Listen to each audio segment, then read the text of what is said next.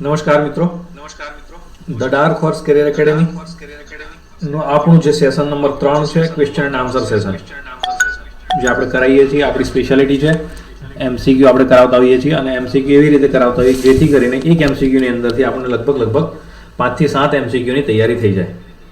એ પ્રમાણે આપણે એમસીક્યુની તૈયારી કરાવતા હોઈએ છીએ. એ આપણી એક વિશેષતા છે, ખાસિયત રહી છે. બહુ સરસ રીતે આપણે આજે શીખવાના છીએ. હું પોતે, આપ સૌ મને જાણો છો, તેમ છતાં નવા મિત્રો જે જોડાયા છે આ અઠવાડિયાની અંદર, એ લોકોને પરિચય માટે આપ જોઈ શકો છો સ્ક્રીન પર. આજના દિવસે મિત્રો એક દુઃખદ સમાચાર છે આપણી પાસે કે ભારત રત્ન લતા મંગેશકરનું આજે નિધન થયું છે. 28 સપ્ટેમ્બર 1929ના દિવસે એમનો જન્મ થયો હતો, અને આજે એટલે કે 6 ફેબ્રુઆરી 2022 આજના દિવસે એમનું નિધન થયું છે. આની અંદરથી ઇમ્પોર્ટન્ટ બાબત એક તો આપણા કહેવાય કે મધુર કંઠીલ સ્વર ગાયક, અને મેઇન વસ્તુ એ છે કે પોતે ભારત રત્ન છે. શું છે? ભારત રત્ન. એટલે આ એક અગત્યનો પ્રશ્ન આપણા માટે થઈ શકે કે ભારત રત્ન અમને મળેલો છે. બરાબર.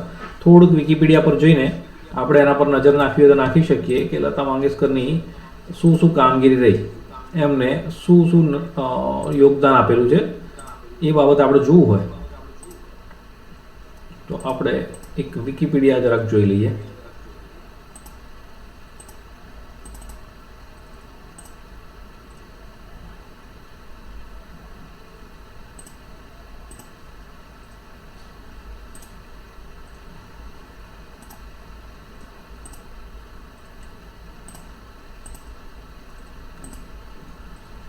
આપની સ્ક્રીન પર આપ જોઈ શકતા હશો એમનું જે મેઇન યોગદાન રહ્યું છે મિત્રો, નાઇટેંગલ ઓફ ઇન્ડિયા તરીકે એમને ઓળખવામાં આવે છે. બરાબર છે. વોઇસ ઓફ મિલેનિયમ અને ક્વીન ઓફ મેલેડી, આ 3 એમને ઉપનામ આપવામાં આવેલા છે. વિકીપીડિયામાં તમે જોઈ શકશો. એમને દાદા સાહેબ ફાળકે એવોર્ડ મળેલો છે 1987ની અંદર. 2001ની અંદર ગવર્મેન્ટ ઓફ ઇન્ડિયા તરફથી એમને ગાયકીમાં પોતાના યોગદાન બદલ ભારત રત્ન આપવામાં આવે છે, જે ઇન્ડિયાનો હાઈએસ્ટ સિવિલિયન ઓનર કહેવામાં આવે છે. બરાબર છે. એ એવોર્ડ એક વખત MS સુબ્બલક્ષ્મીને મળેલ છે, અને બીજા નંબરે લતા મંગેશકરને ગાયકીમાં ફિમેલ સિંગરને મળેલ છે. ઓકે. ત્યારબાદ એમને નેશનલ ફિલ્મફેર એવોર્ડ મળેલા છે, Bengal film journalist association award, Filmfare best female playback award, Royal Albert Hall London તરફથી પણ she became the first Indian to perform at Royal Albert Hall London. એવો પ્રથમ હતા. અવાજના પડઘા પડે છે. ઓકે સંજય, હવે નહીં પડે મિત્ર. બરાબર છે. હવે અવાજમાં પડઘા પડે છે કે કેમ જોઈ લેજો. લગભગ એ પ્રોબ્લેમ સોલ્વ થઈ જશે. ચાલો, આના પછી આગળ આપણે વાત કરીએ, આપણા લેક્ચર તરફ આગળ વધીએ, આપણા વિષયની વાત કરીએ. बुरी बात ये है कि समय कम है, मगर अच्छी बात ये है कि समय अभी भी है. બરાબર. સ્વામી વિવેકાનંદનું કોટ છે, બહુ અગત્યનું કોટ. આપણા કહેવાય કે આ સમયને લાગુ પડે એવું કોટ, કે સમય બહુ ઓછો છે એ વાત સાચી છે. બરાબર, કે ખરેખર સમય ઓછો છે, કારણ કે આપણી પાસે પરીક્ષાને હોય આડે લગભગ 50 દિવસ કરતાં ઓછો સમય રહ્યો છે. પણ સાચી વાત અને સારી વાત તો એ છે કે સમય થોડો ઘણો હજી આપણી પાસે છે તો ખરો. એ સમયનો ઉપયોગ કરીને કઈ રીતે બેસ્ટ પરફોર્મન્સ આપી શકાય, કઈ રીતે સારામાં સારું આપણે રિઝલ્ટ લાવી શકીએ, એ વિશે આપણે વિચારવાનું થતું હોય મિત્રો. નેક્સ્ટ, अब्दुल कलाम साहब ने याद करिए ना. आज लेक्चर की शुरुआत करिए. इंतजार करने वालों को सिर्फ उतना ही मिलता है जितना कोशिश करने वाले छोड़ देते हैं. इंतजार કરવા વાળાને બસ એટલું જ મળતું હોય છે કે જેટલું કોશિશ કરવાવાળા જે મિત્રો છે ને એ પોતાની કોશિશ છોડી દેતા હોય છે, હિંમત હારી જતા હોય છે, અડધેથી મૂકીને ચાલતા થાય કે હવે મારાથી થશે નહીં. પણ કોશિશ ક્યાં સુધી કરવાની છે? Up to last. છેલ્લા દિવસ સુધી, છેલ્લા દિવસના છેલ્લા કલાક સુધી, છેલ્લા કલાકના છેલ્લા મિનિટ સુધી, અને છેલ્લી મિનિટના છેલ્લા સેકન્ડ સુધી. આ કન્ટિન્યુઅસ એફર્ટ છે, આપણું કન્ટિન્યુઅસ મહેનત છે. એ રીતે આપણે આગળ વધવાનું છે. બરાબર. એન્ડ સુધી આપણે મહેનત કરવાની છે, અને કન્ટિન્યુઅસ રૂટીનથી કરવાનું છે આપણે. મેં પહેલા જ દિવસે લેક્ચરમાં કીધેલું, ઓગસ્ટમાં કીધેલું કે આપણે કાચમાંની ઝડપે ચાલવાનું છે, પણ એ જ ઝડપથી રેગ્યુલર ચાલવાનું છે. બરાબર ને? પણ હવે થોડીક સ્પીડ આપણે વધારીશું મિત્રો. આજનો પહેલો question, number of chromosome in cattle, ખાલી જગ્યા. ગાયની અંદર ક્રોમોઝોમ નંબર કેટલા હોય છે? પરીક્ષામાં પૂછાય એવો સવાલ. બરાબર છે. ગાયની અંદર ક્રોમોઝોમ નંબર કેટલા આવેલા હોય છે? આ વખતે તમને જવાબ મેં મૂક્યો નથી, જેથી કરીને તમે તમારી રીતે વિચારીને પણ જવાબ આપી શકો મિત્રો. બરાબર છે. તો ગાયની અંદર ક્રોમોઝોમ નંબર 60 આવેલા છે. Very good. બરાબર, આપણે નેક્સ્ટ સ્લાઇડની અંદર આન્સર મૂકીએ છીએ. આન્સર છે 60. Okay, very good. પણ પરીક્ષાની અંદર ટ્વિસ્ટ કઈ રીતે થશે આ ક્વેશ્ચન એ તમને કહી દઉં. આવું પૂછશે ને પૂછશે કે અહીં નીચે સ્પીસીસ લખી હશે, cattle, dog, pig, goat, sheep. પછી પૂછશે કે આમાંથી સૌથી ઓછા ક્રોમોઝોમ નંબર કોના હોય છે, સૌથી વધારે ક્રોમોઝોમ નંબર કોના હોય છે. એટલે આડકતરી રીતે સવાલ કરશે. એટલે ક્રોમોઝોમ નંબર જે છે આ સ્લાઇડની અંદર આપણે લખ્યા છે. કેટલની અંદર 60, રિવર એન્ડ બફેલોમાં 50, સ્વેમ બફેલોમાં 48, હોર્સમાં 64, ડંકીમાં 62. આ સ્લાઇડ જે છે આખી આપણે યાદ રાખીશું અને આને ચડતા ઉતરતા ક્રમમાં ગોઠવતા શીખીશું. કઈ રીતે? ચડતા ક્રમમાં અને ઉતરતા ક્રમમાં. કયા પશુમાં સૌથી વધારે છે, કયામાં સૌથી ઓછા છે. બરાબર, સૌથી વધારે આવે તો બે, એક તો આપણને યાદ આવે ડોગ અને બીજા નંબરે ફાઉલ એટલે કે પોલ્ટ્રી. ત્યાર પછી કેમલ આવશે. બરાબર, 74 સાથે. અને આની અંદર સૌથી ઓછાની વાત જો કરવામાં આવે તો આપણી પાસે બે છે, એક સ્વાઇન છે અને એક કેટ છે. 38. ઓકે, તો આ રીતે આપણે એને ડિવિઝન પાડીને શીખવાનું છે. બીજું એક આવું પૂછાઈ શકે કે ક્રોમોઝોમ નંબર સીમેનમાં કેટલા હોય. બરાબર, અથવા તો એવું પૂછે કે ઓવામાં કેટલા હોય.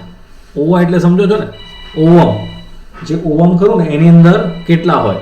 બરાબર, અથવા સીમનની અંદર કેટલા હોય. તો આ સીમન અથવા ઓવાની વાત જ્યારે કરતા હોઈએ ત્યારે એની અંદર જે ક્રોમોઝોમ નંબર છે એ હાફ થઈ જાય. કેટલા થઈ જાય? 50%. બરાબર, આ જે ક્રોમોઝોમ નંબર છે અહીંયા આગળ લખેલું છે જો કૌંસમાં 2n નંબર. બરાબર, એટલે દાખલા કે કેટલ છે તો એના સ્પર્મની અંદર પૂછ્યું હોય સીમેનમાં કેટલા હોય તો 30 હોય. આ 50ના અડધા 25 હોય અને 48ના અડધા 24 હોય. બરાબર છે. આ રીતે 50% થઈ જાય ક્રોમોઝોમ નંબર. ઠીક છે. ઓવમની અંદર અને સ્પર્મની અંદર, સિમેનની અંદર ત્યાં આગળ n હોય. કેટલા હોય? n. અને અહીંયા આગળ 2n હોય એટલે n ગુણ્યા 2 એટલે n એટલે 30 ગુણ્યા 2 તો કેટલા થાય? 60. તો આ રીતે ટ્વિસ્ટ કરીને 3 રીતે સવાલ પૂછાઈ શકે ક્રોમોઝોમ નંબરમાંથી. આના સિવાય બીજી કોઈ જ રીતે સવાલ પૂછાઈ શકે એમ નથી. આ ડેફિનેટ વાત છે, કન્ફર્મ વાત છે. ઓકે, તો આટલું આપણે ધ્યાન રાખીશું. આની અંદરથી આવી રીતે ટ્વિસ્ટ થઈને ક્વેશ્ચન પૂછવાની સંભાવના 100% છે. એટલે ક્રોમોઝોમ નંબરની હવે આજ પછી ચર્ચા કરવાની આપણે થતી નથી. ક્રોમોઝોમ નંબર જે છે એ તમારે યાદ રાખી લેવાના થાય, ગોખી લેવાના જ થાય. બરાબર, એના લઈને હવે વારંવાર એકને એક સવાલને આપણે રિપીટ કરવાનો થતો નથી. ક્રોમોઝોમ નંબર આપણને બધાના ગોખાઈ જવા જોઈએ. જેને વધારે યાદશક્તિ છે, સારું યાદશક્તિ છે, વિચારી શકે છે, ગોખી શકે છે, એના માટે આ બધા આપેલા છે. આના પર આપણે ચર્ચા કરીશું નહીં. હવે ક્રોમોઝોમ નંબરની વાત આવી એટલે મને ધીરે રહીને ડીએનએ અને આરએનએ યાદ આવે. તો ડીએનએની વાત કરીએ, ડીએનએનું ફૂલ ફોર્મ શું થાય અને આરએનએનું ફૂલ ફોર્મ શું થાય? ડીએનએનું ફૂલ ફોર્મ એવું થાય deoxy ribonucleic acid. Deoxy ribonucleic acid, DNA. અને આરએનએનું ફૂલ ફોર્મ થાય રિબોન્યુક્લિક એસિડ, RN અને A. ઓકે, તો આ એક ફૂલ ફોર્મ છે, લખી લેજો નોટની અંદર. બરાબર છે. PDF અત્યારે ક્લાસ પૂરો થયા પછી મળી જશે. બરાબર છે. નોટ ફટાફટ બનાવતા રહેજો મિત્રો, લખતા રહેજો. Next, adult male of sheep is called ખાલી જગ્યા. એડલ્ટ મેલ જે શીપનો હોય એને શું કહેવામાં આવે છે? Question number 57. Adult male of sheep is known as ખાલી જગ્યા બક, બોર, રેમ કે સ્ટેલિયન. શું કહેવામાં આવે મિત્રો? વેરી ગુડ, એને રેમ કહેવામાં આવે છે. સાચો જવાબ છે તમારો. હવે આ જે ટર્મિનોલોજી છે એમાંથી એક બીજો માર્ક્સ આપણો પાકો થાય. એટલે એક ક્રોમોઝોમ નંબરમાંથી એક માર્ક્સ આપણો આવે. બરાબર, બીજો એક ટર્મિનોલોજીમાંથી એક માર્ક્સ આવે. એટલે 2 માર્ક્સ આપણે અહીંયા આગળ પાકા કરીને જ આગળ વધીએ કે જેથી કરીને 50 માર્ક્સમાંથી 2 માર્ક્સ તો આપણા આવી જ જાય. તો એ બીજા એક માર્ક્સ માટેની તૈયારી માટે આટલું જ તૈયાર કરવાનું થાય. આ જે તમારી સામે આંખ સામે છે, ક્લિયર કટ, ચોખ્ખું ને ચટ. બરાબર છે. આમાં આપણે આગળ લેક્ચરમાં શીખી ગયા છીએ, તેમ છતાં ફરીથી થોડો ભાર આપી દો. કેટલ જે છે એના મેલને બુલ કહેવામાં આવે છે. ઓકે, ફિમેલને કાવ કહેવામાં આવે છે. એનું જે નવું બચ્ચું જન્મ્યું એને કાફ કહેવામાં આવે. એનું જે ગ્રુપ હોય એને હર્ડ કહેવામાં આવે. અને જે બચ્ચું આપવાની પ્રક્રિયા છે એને કાવિંગ કહેવામાં આવે. બફેલો છે એના મેલને બફેલો બુલ કહેતા હોઈએ છીએ. શી બફેલો કહેતા હોઈએ ફિમેલને. કાફને બફેલો કાફ કહીએ, એના ગ્રુપને હર્ડ જ કહીએ છીએ. અને પ્રક્રિયા જે છે એને કાવિંગ કહેતા હોઈએ છીએ. શીપ જે છે, ઓકે, એના માટે રેમ વપરાય છે. જે ફિમેલ છે એની એને આપણે ઈવ કહેતા હોઈએ છીએ. યંગ જે છે નવું બચ્ચું જન્મેલું તાજું એને લેમ્બ કહેવાય. એના ગ્રુપને ફ્લોક, અને જે બચ્ચું આપવાની પ્રક્રિયા છે એને લેમ્બિંગ કહેવાય. અહીં લેમ્બ છે, બચ્ચાને લેમ્બ કહેવાય, તો એ બચ્ચું આપવાની પ્રક્રિયાને લેમ્બિંગ કહેવાય. અહીં કીડ છે તો કીડ આપવાની પ્રક્રિયાને શું કહેવાય? કીડિંગ કહેવાય. પણ પીગની અંદર ઊંધું છે થોડું. પીગની અંદર બચ્ચું આપવાની જે પ્રક્રિયા છે એને ફેરોઈંગ કહેવામાં આવતું હોય છે. એટલે આ પૂછવાની સંભાવના અહીંથી વધે. પીગની અંદર શું કહેવાય? ફેરોઈંગ કહેવાય. ઓકે. અને ડોગની અંદર વેલ્પિંગ કહેવાય, જ્યારે કેટની અંદર ક્વીનિંગ કહેવાય. જ્યારે પક્ષી એટલે કે આપણે પોલ્ટ્રીની વાત કરતા હોઈએ એ બચ્ચું મૂકે એને હેચ કર્યું કહેવાય, હેચિંગ. બરાબર, હેચિંગ કર્યું કહેવાય.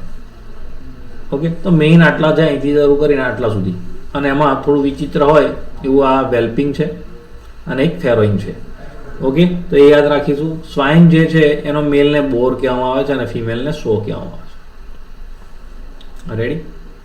અને જે નવા બચ્ચા જેમને આવે એને પીગના પીગલેટ કહેવાય. હોર્સની અંદર સ્ટેલિયન કહેવામાં આવે છે, ફિમેલને મેર કહેતા હોઈએ છીએ, અને જે બચ્ચું જન્મે એને ફોલ કહેતા હોઈએ છીએ. હવે આ જો મેલ હોય તેને કોલ્ટ પણ કહેવાય, અને ફિમેલ હોય તો ફિલી પણ કહેવાય. ફિલી ફોલ અને કોલ્ટ ફોલ. ઓકે. તો યંગ જે હોર્સનું બચ્ચું હોય એને ફોલ કહેવાય, પણ મેલ હોય તો આપણે એને કોલ્ટ તરીકે ઓળખીએ, ફિમેલ હોય તો એને ફિલી તરીકે ઓળખતા હોઈએ. બરાબર. ડોગની અંદર પપી આપણે કહેતા હોઈએ, એટલે પપ. તાજું જન્મેલું બચ્ચું હોય ડોગનું એને પપી કહીએ, પપ. ફિમેલને બીચ કહેતા હોઈએ છીએ, ડોગને ડોગ જ કહીએ છીએ. એ રીતે કેટની અંદર ટોમ એન્ડ જેરી યાદ રાખવાનું. બરાબર. ટોમ કહેવાય, અને જે ફિમેલ છે એને ક્વીન કહેતા હોય છે. અને જે બચ્ચું જન્મે એ કેટનું કિટન. ઓકે. તો આટલા શબ્દો છે. ચિકનની અંદર નાનું બચ્ચું અને ચીક કહીએ આપણે, તો આપણને ખબર જ છે. ઓકે. તો આ આપણી ટર્મિનોલોજીની વાત થઈ એલપીએમની, બહુ અગત્યની ટર્મિનોલોજી. એમાંની આ જે છે સ્લાઇડ બહુ અગત્યની, 1 માર્ક્સની આ સ્લાઇડ છે. બરાબર. જેને 1 માર્ક્સ જોઈતો હોય એ આ સ્લાઇડને યાદ રાખી લે. Next, adult male of horse is known as. અત્યારે આગળ જ મેં તમને ભણાવ્યું એના પરથી જ પ્રશ્ન ફરી પાછો નીચે મૂક્યો છે બીજો. બરાબર. કે શું કહી શકાય? તો એને આપણે સ્ટેલિયન કહેતા હોઈએ છીએ. અને બહુ સરસ ફટાફટ જવાબ બધાના આવી રહ્યા છે. આજે થોડા એક્ટિવ રહેજો મિત્રો. બરાબર છે. એક બાજુ તમારી નોટ પેન પણ ચાલતી રહે અને એક બાજુ તમે ફટાફટ જવાબ પણ આપતા રહો. Okay, very good. એને આપણે સ્ટેલિયન કહેતા હોઈએ છીએ. બહુ બધાનો જવાબ સાચો છે. બારિયા, રણજી, રજનીકાંત, અંજલિ, ફ્રિન્સ બધાના જવાબ સાચા છે. ચલો next. Act of parturition in sheep is known as ખાલી જગ્યા. પાર્ચ્યુરેશનની જે એક્ટ છે શીપની અંદર, આ ક્વેશ્ચન પણ આપણે આગળના ક્વેશ્ચન પરથી લીધો છે. ફટાફટ ઝડપથી બધાને આવડે છે. સરસ. લેમ્બિંગ કહેવાય. બરાબર. Kidding, કાવિંગ, falling. ફોલિંગ કોની અંદર કહેવાય ભાઈ? બોલો ફટાફટ. ફોલિંગ કોની અંદર કહેવાય? કાવિંગ કોની અંદર કહેવાય? કિડિંગ કોની અંદર કહેવાય? ફોલિંગ હોર્સની અંદર કહેવાય, અને કિડિંગ કોની અંદર કહેવાય? કિડિંગ કોની અંદર કહીશું મિત્રો?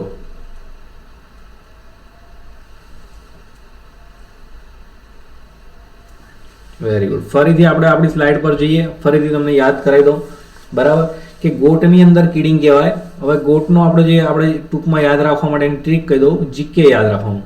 જનરલ નોલેજનો જીકે જે ખરું ને એ. તો ગોટનો જી અને કિડિંગનો કે. થઈ ગઈ તમારી શોર્ટ ટ્રીક જીકે. ઓકે. અને શીપનું જે બચ્ચું છે આમાં બેમાં જ કન્ફ્યુઝ થતું હોય છે ને, શીપ અને ગોટમાં. બરાબર છે. તો હું તમને એનું ક્લિયર કરાવી દઉં થોડું વ્યવસ્થિત રીતે. તો શીપ લખો તમે, શીપ. બરાબર. હવે શીપની અંદર ઈ કેટલી વખત આવે છે? 2 વખત આવે છે. અને ઈવની અંદર ઈ કેટલી વખત આવે છે? 2 વખત આવે છે. ઓકે. તો શીપની જે ફિમેલ છે એ અહીં આગળ ઈવ થઈ જશે. ઈ વી ઈ. આ ઈના આધારે યાદ રાખી લો. ઓકે. અને ગોટની જે ફિમેલ છે એની અંદર એક જ ઈ છે, તો એ ડો. તો નીચે ઓપ્શનમાં આપેલા જ હશે, એટલે આના આધારે આપણને પકડાઈ જશે. બરાબર. કે 2 ઈ વાળી છે એ 2 ઈ વાળામાં જ આવે. રેડી. તો શીપની અંદર 2 ઈ છે તો એની અંદર ઈ વી ઈ ઈવ જ આવે. બરાબર છે. હવે શીપની અંદર બીજું એક યાદ રાખવું હોય તો શીપનું જે મેલ છે ને રેમ કહેવાય છે. બરાબર ને. તો એના માટે શરમ યાદ રાખો. શીપ જે છે આનો આ શ લઈ લો અને રેમનો RAM લઈ લો. તો આ આખો સ્પેલિંગ થઈ જશે SHRAM. ઓકે. શીપમાં રેમ આવે, શરમ. થઈ ગયું. ગોટની અંદર ગોટનું ઓટોમેટિક સેટ થઈ જશે એના આધારે બક. બરાબર. પેલું એક યાદ રાખશો તો બીજું ઓટોમેટિક યાદ રહી જશે. બરાબર. અને ફિમેલનું આપણને યાદ રહી ગયું. ઓકે. અને ગોટનું કીડ આવે એના માટે આપણે જીકે યાદ રખાયું છે, બરાબર. તો શીપનું લેમ્બ ઓટોમેટિક સેટ થઈ જશે. ઓકે, તો આ રીતે આ બાબતો આપણને સમજાઈ જાય. અને લેમ્બ યાદ રહ્યું એના પરથી લેમ્બિંગ યાદ રહી જશે, અને કીડ યાદ રહ્યું એના પરથી કીડિંગ યાદ રહી જશે. હોર્સની અંદર ફોલ એના બચ્ચાને કહીએ છીએ, એટલે એ હોર્સનું ફોલ થાય. હોર્સ ક્યારેક ઊભો ઊંઘતો હોય તો પડી જાય એટલે ફોલ થયું. ફોલ થવું બે બે બે મતલબ થાય. ફોલનું મતલબ પડવું પણ થાય, FALL. ફોલ એટલે પડી જવું. તો હોર્સ ઊંઘતો પડી ગયો એવું યાદ રાખવાનું. તો ઊંઘતો પડી ગયા માટે શું વપરાય? ફોલ વપરાય, બરાબર. તો એના પરથી આપણે આ ફોલ યાદ રાખવાનું, FOAL. અને એની અંદર જે બચ્ચું આવે ને ફોલિંગ, ઓકે, ફોલિંગ કહેવાય. તો જેટલા કન્ફ્યુઝન વાળા હતા એના માટે આ તમને ટ્રીક આપી, બરાબર. અને પીગની અંદર ફેરોઈંગ થતું હોય છે, એ આપણે યાદ રાખેલું છે. એ થોડું વિચિત્ર છે એટલે એને અલગ રીતે યાદ આપણને રહી જ જાય. તો આ ટર્મિનોલોજીની અંદર કોઈ કન્ફ્યુઝન ન રહેવું જોઈએ અને ટર્મિનોલોજી બધાને આવડી જાય. Group of horse is known as ખાલી જગ્યા ફ્લોક, પેક, હર્ડ કે સ્ટોક.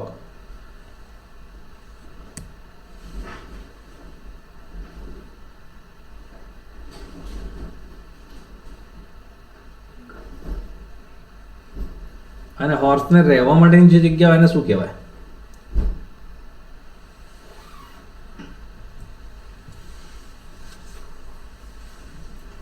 તો સાચો જવાબ આ છે, બરાબર.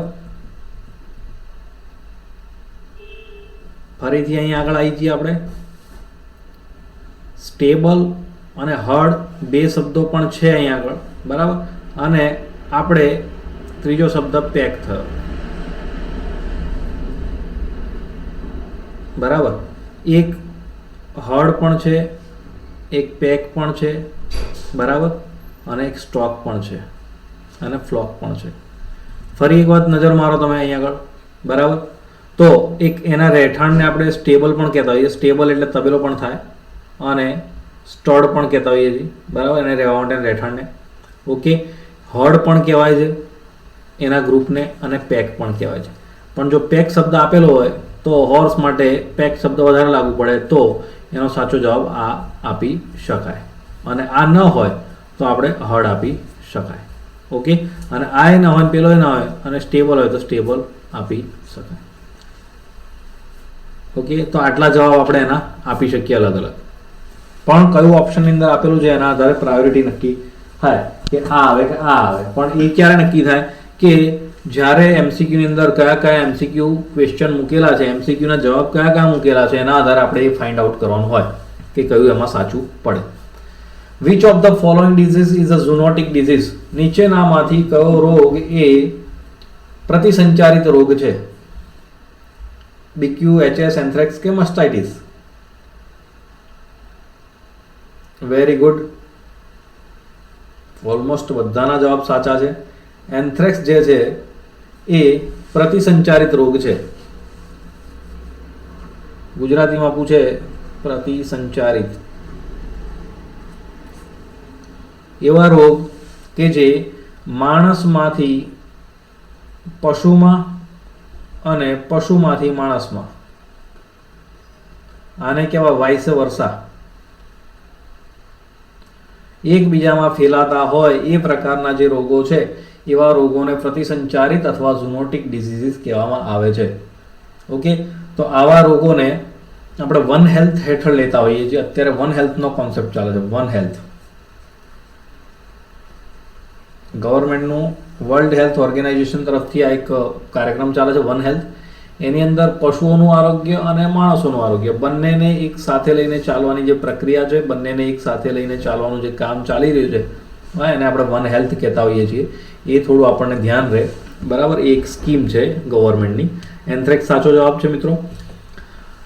વર્લ્ડ ઝૂનોસિસ ડેની વાત કરીએ, ઝૂનોસિસની વાત કરીએ તો વર્લ્ડ ઝૂનોસિસ ડે વિશે આપણને ખબર હોવી જોઈએ. એ આપણે 6 જુલાઈએ ઉજવતા હોઈએ છીએ.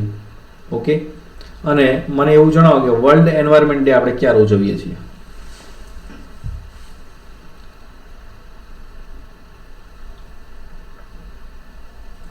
વર્લ્ડ એન્વાયરમેન્ટ ડે 5 જુલાઈ, 5 જૂન.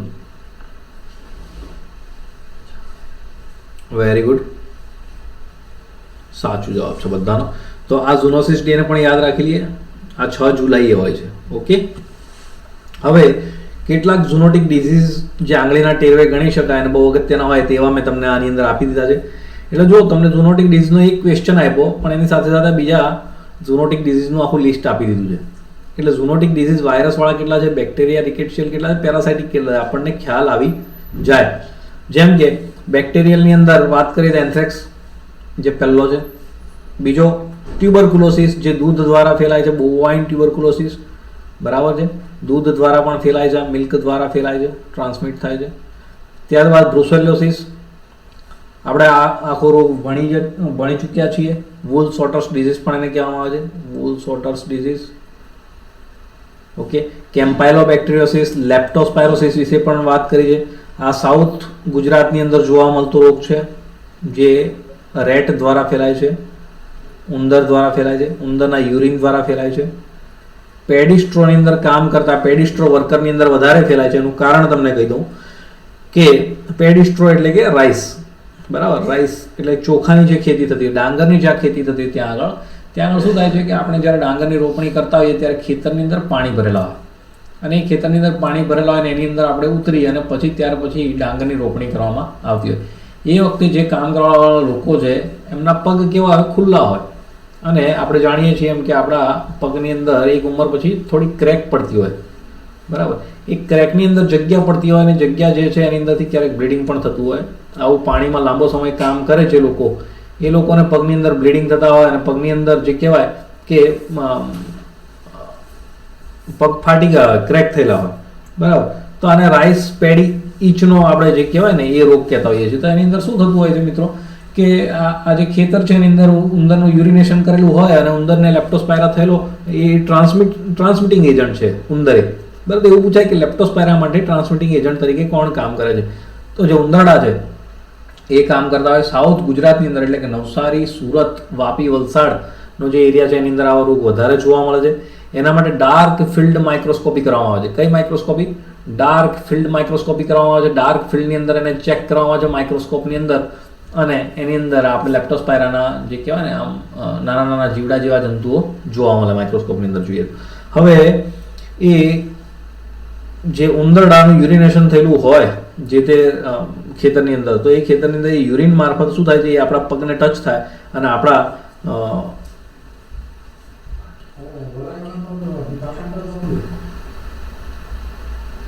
તો એ રીતે એ જે રોગ છે એ જે તે લોકોને લાગુ પડતો હોય છે. દર્પણ, યુ આર રાઈટ, આ વૂલ સોટર્સ ડિઝીઝની વાત આપણે એન્થ્રેક્સ માટે કરીએ છીએ. વૂલ સોટર્સ ડિઝીઝ એન્થ્રેક્સની અંદર આવે, બ્રુસેલોની અંદર ના આવે, બ્રુસેલોસિસની અંદર ના આવે, સોરી. ત્યાર પછી પ્લેગ છે, ક્યુ ફીવર છે, સાલ્મોનેલોસિસ છે, બરાબર. તો આ જે રોગો છે મેઇન રોગો છે આપણને ખબર હોવી જોઈએ કે આ બેક્ટેરિયલ ઝૂનોટિક ડિઝીઝ છે, બરાબર. આટલા સુધી આપણને ખબર. ત્યારબાદ viral ઝૂનોટિક disease, avian influenza highly pathogenic છે, હન્ટા virus, hepatitis, Japanese એન્સેફલાઇટિસ, Nipah virus અને રેબિસ. આની અંદર આ ઝૂનોટિક ડિઝીઝની અંદર એ ખાસ યાદ રાખીશું. એક નિપા વાયરસ યાદ રાખીશું ખાસ. ત્યાર પછી હન્ટા અને એવિયન ઇન્ફ્લુએન્ઝા. આ વાયરલ ઝૂનોટિક ડિઝીઝ છે જે વાયરસ દ્વારા ફેલાતા રોગો છે અને ઝૂનોટિક છે જે માણસોને પણ અસર કરે છે અને સાથે સાથે પશુઓને પણ અસર કરતા હોય છે. એમાં એવિયન ઇન્ફ્લુએન્ઝા જે છે એ પોલ્ટ્રીમાં ખાસ H5N1 બરાબર, H5N1 થી લઈને એના H5N5 સુધીના વેરિયન્ટ છે, બરાબર. તો એ છે. ત્યારબાદ પેરાસાઇટિક કહેવાય કે ઝૂનોટિક ડિઝીઝ, એની અંદર એટલા અગત્યના છે નહીં ક્યાંય કે આપણને કોઈ પૂછી શકે, તેમ છતાં આપણે એક લિસ્ટ આપી દીધું છે કે આપ તમે એને વાંચીને યાદ રાખી શકો. એની અંદર મને કહેવાય કે પરીક્ષાલક્ષી પૂછો, લિસ્માનિયોસિસ જે છે એ એક પેરાસાઇટિક અને ટ્રાન્સમિટિંગ ડિઝીઝ છે, ઝૂનોટિક ડિઝીઝ છે. ઓકે, એન્થ્રેક્સ જે છે એ વૂલ સોટર્સ ડિઝીઝ કહેવામાં આવે છે. એ થોડુંક આપણી નોટની અંદર સુધારી લેજો, બરાબર છે. બાકી બ્રુસેલોસિસ જે છે એ એન્ઝોટિક પેલું એબોર્ટિવ ડિઝીઝ છે આપણો. ઓકે, લાસ્ટ ટ્રાઇમેસ્ટરની અંદર એની અંદર એબોર્શન થઈ જતું હોય.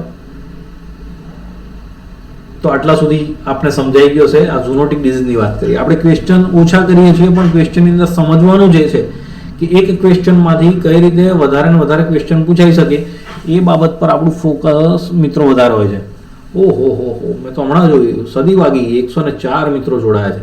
ચલો, ખૂબ સરસ, બધાને અભિનંદન. ત્યારબાદ થોડીક આપણે સાઇડ લાઇનની વાત કરીશું, થોડાક સાઈડમાં જરા હટકે ક્વેશ્ચન જેને આપણે કહી શકાય એવા ક્વેશ્ચન પર ધ્યાન આપીએ તો આ વર્ષનું જે પદ્મશ્રી પુરસ્કાર છે એ વેટનરી સાયન્સની અંદર વેટનરિયન તરીકે ડૉક્ટર સોસામા આઈફીને મળ્યો છે, જો પોતે વેટનરિયન છે. અને એમને આ શેના માટે મળ્યો છે તો એમને મળ્યો છે એવોર્ડ વેચુર કેટલ જે છે, વેચુર કેટલ જે છે એની જે બ્રીડ છે એ કોઈ એક જગ્યાની લોકલ બ્રીડ છે, એ બ્રીડનું કન્ઝર્વેશન કરવા બદલ, એટલે કે એને સાચવણી એની જાળવણી કરવા બદલ અને એને રિહેબિટેશન કરવા બદલ, મતલબ કે આ બ્રીડ કહેવાય ને કે બ્રીડ ધીરે ધીરે લુપ્ત થતી જતી હોય, કોઈ પણ જાતિ હોય એ જાતિ પ્રત્યે જ્યારે કોઈ ધ્યાન ના આપવામાં આવે ત્યારે એ જાતિ લુપ્ત થઈ જાય અને પછી એની જે જાત છે, જે બ્રીડ છે ફરીથી આપણને જોવા મળતી ન હોય એવું બનતું હોય. તો આ જે વેચુર કેટલ છે એના માટે પદ્મશ્રી મળ્યો છે આમને. એમનું નામ છે ડૉક્ટર સોસામા આઈફી. હવે એમનું યોગદાન છે વેચુર ગાયના કન્ઝર્વેશન માટે. તો પ્રશ્ન એવો છે મારો તમને કે આ વેચુર જે ગાય છે એ ક્યાંની લોકલ બ્રીડ છે, વિચ સ્ટેટ, કયા સ્ટેટની લોકલ બ્રીડ છે વેચુર? તો એ તમારા માટે ઇન્ડિયન. વેરી ગુડ ભાઈ, Maharashtra. Very good, very good. Vechur જે છે મિત્રો એ કેરાલાની બ્રીડ છે, કેરાલાની લોકલ બ્રીડ છે વેચુર, કેરાલા.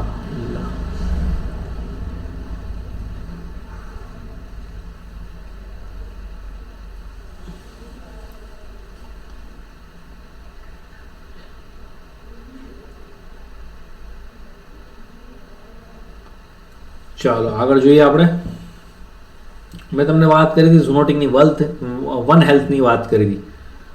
યસ, જે મારા મનમાં હતું એ સોયાબે વાત કરી smallest breed Vechur. Very good. આપણે ક્વેશ્ચન એન્ડ આન્સર સેશન 2 ની અંદર આ બ્રીડના ફોટો સાથે વાત કરી હતી, એટલે જ હું અહીં આગળ ડિટેલમાં નથી ગયો, કારણ કે એકને એક વાત વારંવાર કરવામાં આવે તો એ વાતનો પછી શું કહેવાય, હાર્દ જે છે એનો જે ભાર જે હોય એ ઘટી જતો એવું મને લાગે.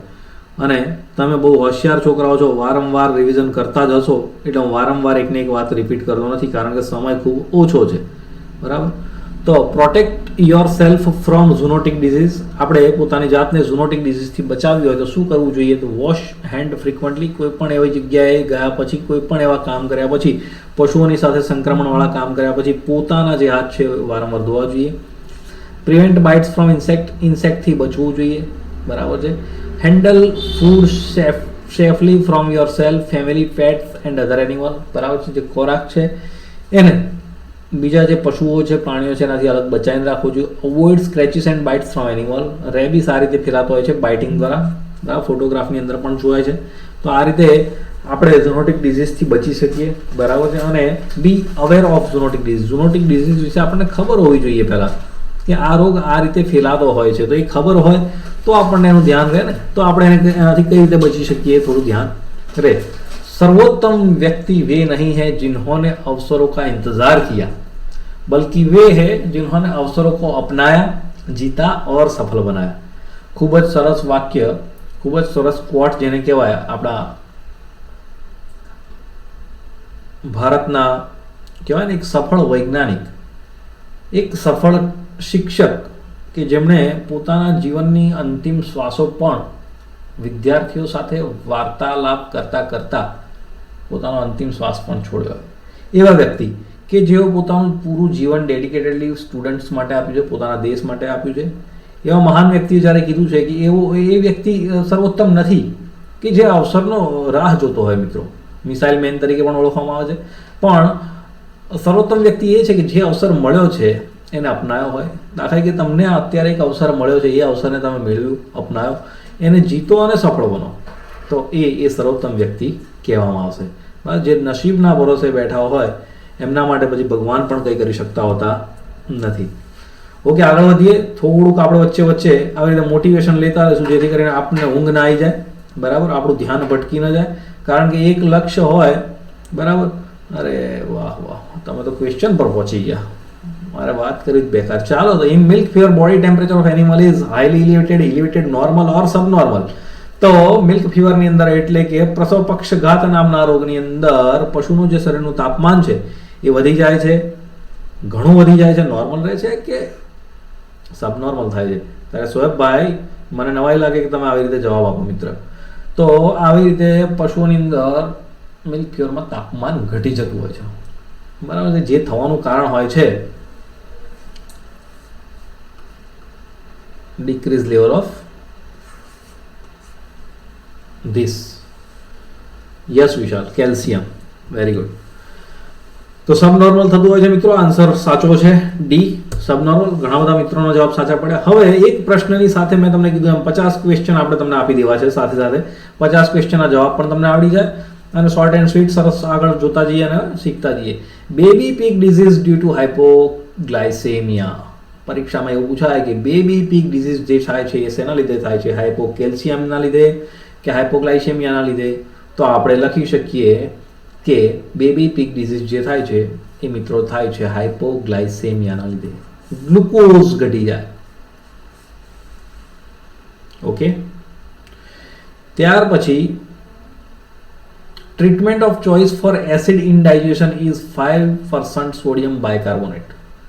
એસિડ ઇનડાઇજેશન જ્યારે પશુને થયેલું હોય, બરાબર, એસિડોસિસ થયેલું હોય તો 5% સોડિયમ બાયકાર્બોનેટ એને આપવું જોઈએ ઇન્ટ્રાવેનસલી.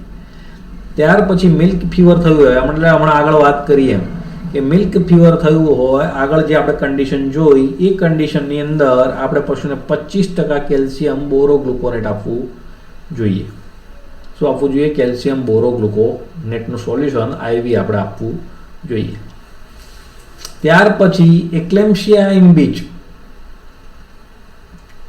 જે કૂતરી છે એની અંદર એક્લેમ્પશિયા ઇન બીચ જે કન્ડિશન છે કેલ્શિયમ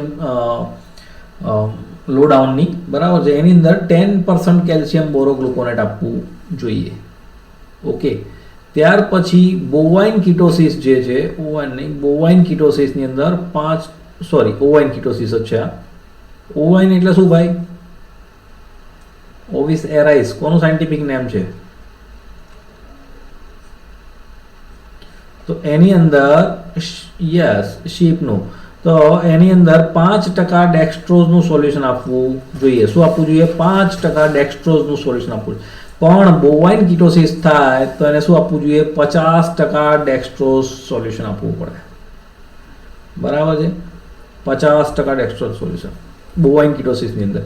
ત્યાર પછી હાઇપોમેગ્નેશિયમિયા થયું હોય, મેગ્નેશિયમ પણ સ્લો ડાઉન થયું હોય તો એની અંદર 25% કેલ્શિયમ અને સાથે સાથે 5% મેગ્નેશિયમ હાઇપોફોસ્ફેટ. મેગ્નેશિયમ ઘટી ગયું છે એટલે કેલ્શિયમની સાથે મેગ્નેશિયમ આપવું જોઈએ. અથવા કેલ્શિયમ મેગ્નેશિયમ બોરોગ્લુકોનેટના પણ ફ્લુઇડ મળે તો એ પણ આપી શકાય. હવે મિલ્ક ફીવર જે છે એ જર્સી ગાયની અંદર વધારે જોવા મળે કોમનલી, અને કિટોસિસ જે છે એ ગોરેન્સી ગાયની અંદર વધારે જોવા મળે. Okay. Milk fever is common in jersey કાવ એન્ડ કિટોસિસ ઇઝ કોમન ઇન ગોરેન્સી કાવ. ડાઉનર કાવ syndrome is common in HF કાવ. ઓકે. તો આ 3 MCQ અહીં થઈ ગયા, બરાબર છે, અને આ બીજા 5-7 અહીં થઈ ગયા. એટલે 10 ક્વેશ્ચન આપણા અહીં આગળ ક્લિયર થાય. એટલે એવું નહીં વિચારવાનું કે સાહેબે તો ખાલી 50 ક્વેશ્ચન કરાય અને કહે છે કે MCQ મેરાથોન. પણ 50 ક્વેશ્ચનની અંદર એક ક્વેશ્ચનની અંદર 5 ક્વેશ્ચન જુઓ, બરાબર, તો એ થઈ જાય સીધા 250 ક્વેશ્ચન. કેટલા થઈ જાય? 250 ક્વેશ્ચન થાય. બરાબર. તો 2 કલાકમાં 250 ક્વેશ્ચન તમારા સરસ રીતે સમજાય એ કંઈ ઓછું ન કહેવાય. બરાબર છે.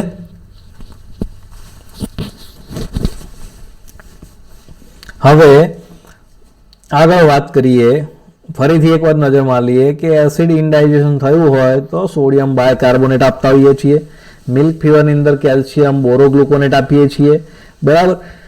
હવે નાનું હોય તો એને ઓછા ટકાવારીવાળું આપીએ, એટલે કે બીચ છે તો એની અંદર 10%, તો મોટા ગાય ભેંસની અંદર 25% કેલ્શિયમ આપતા હોઈએ છીએ. સમજાઈ ગયું છે? એક જ વસ્તુ. કિટોસિસની અંદર ગ્લુકોઝ ઘટી ગયું એટલે ડેક્સ્ટ્રોઝ આપતા હોઈએ, બરાબર. ગ્લુકોઝનો ભાઈ ડેક્સ્ટ્રોઝ એટલે ડેક્સ્ટ્રોઝ આપતા હોઈએ. કિટોસિસની અંદર શું ઘટી જાય? ગ્લુકોઝ ઘટી જાય ને બોડીમાં. તો કિટોસિસની અંદર ગ્લુકોઝ ઘટી જાય તો ભાઈ ડેક્સ્ટ્રોઝ આપીએ છીએ. એમાં શું છે? અને હાઇપોમેગ્નેશિયમિયા થાય તો કેલ્શિયમની સાથે મેગ્નેશિયમ આપવાનું, બરાબર. Calcium magnesium borogluconate. Milk fever શેની અંદર કોમન છે? તો જર્સીની અંદર. કિટોસિસ શેમાં કોમન છે? તો ગોરેન્સીની અંદર. અને ડાઉનર કાવ સિન્ડ્રોમ શેમાં છે? તો HF ની અંદર. આ બધા લેક્ચર આપણા આગળ આ અઠવાડિયામાં થવાના જ છે. Which of the following is an ectoparasite of cattle? નીચેનામાંથી કયું એક્ટોપેરાસાઇટ છે બાહ્ય પરોપજીવ જેને કહેવાય? ગુજરાતી ભાષામાં વાત કરીએ તો આને કહેવાય બાહ્ય પરોપજીવ. તો ટીક, ટેપવર્મ, રાઉન્ડવર્મ કે ફ્લુક? તો ટીક જે છે એ મિત્રો એક્ટોપેરાસાઇટિક ડિઝીઝ છે કેટલની અંદર. ઓકે, ટીક બહાર ચોટેલા જે જીવડા જંતુઓ છે એ બધા ટીક છે, માઇટ્સ છે, ફ્લાય છે, ફ્લી છે, મચ્છર, આ બધા એક્ટોપેરાસાઇટ કહેવાય. અને ટેપવર્મ ને રાઉન્ડવર્મ ને ફ્લુક બરાબર છે એ બધા ઇન્ટરનલ પેરાસાઇટ છે, આપણા શરીરની અંદર હોય. બરાબર છે. તો આ રીતે બે પ્રકારના પેરાસાઇટ હોય, એક્ટોપેરાસાઇટ અને એક એન્ડોપેરાસાઇટ. તો tick is the right answer. Enzootic abortion of ewe is cause by ખાલી જગ્યા. ઈવ એટલે શું ભાઈ બોલો હવે ચાલો. ઈવ કોની માદા કહેવાય? બે ઈ આયા, ફટાક દઈને લાઈટ થઈ ગયું ને. બે ઈ આયા એટલે શીપ. Yes, very good. અને ડો આવે તો ગોટ. અહીં પણ ઓ છે ને અહીં પણ ઓ છે, થઈ ગયો ને મેચિંગ. તો આ રીતે એન્ઝોટિક એબોર્શન જે છે એ ઈવની અંદર જોવા મળતું હોય છે. અને એ શેના લીધે થતું હોય છે મિત્રો? હવે પ્રશ્ન પર આવો મિત્રો, એન્ઝોટિક એબોર્શન ઈવમાં શેના લીધે થાય?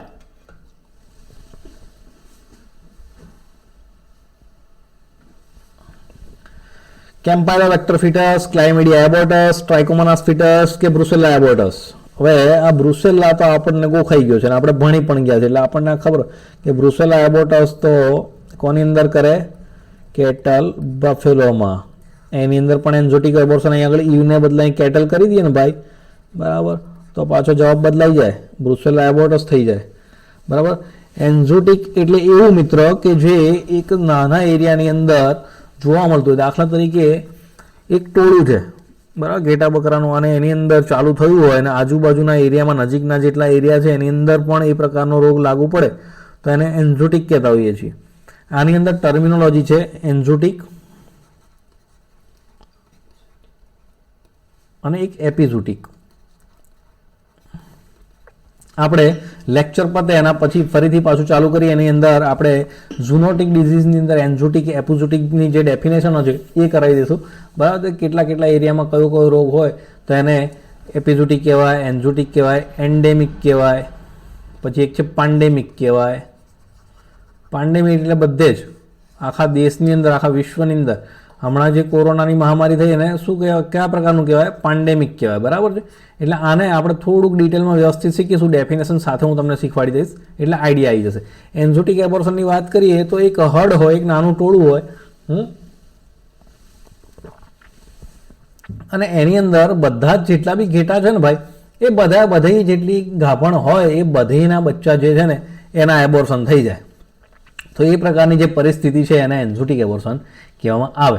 એટલે કે બધા બચ્ચા એના ડેથ થઈ જતા હોય, એબોર્શન થઈ જતા હોય. એ શું છે? એકબીજામાં ફેલાવો થાય છે, ચેપ છે એનો. બરાબર. તો ક્લાઇમિડિયા એબોર્ટસ જે છે એ આના માટે જવાબદાર છે. ઓકે, તો ક્લાઇમિડિયા એબોર્ટસ યાદ રાખીશું મિત્રો. આનો સાચો જવાબ આ હોય. આની ક્વિઝ પણ આપણે થઈ ગયેલી છે એટલે તમને બધાને આવડતું હોય એવું હું આશા તો રાખું જ ને.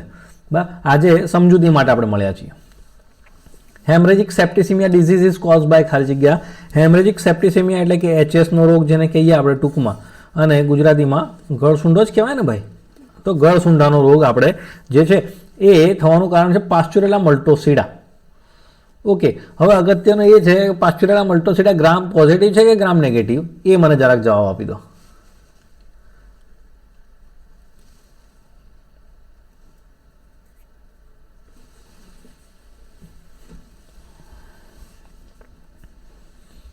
બ્રુસેલા ગ્રામ પોઝિટિવ છે કે નેગેટિવ છે? આ જેટલાની પાછળ એલ્લા લાગે ને, પાસ્ચ્યુરેલા, બ્રુસેલા, આ બધા નેગેટિવ સમજી લેવાનું. પાછળ એલ્લા લાગેલું ને બધા નેગેટિવ કરી જ દેવાના, કોઈ ટેન્શન લેવાનું નહીં. ઓકે, ચાલો.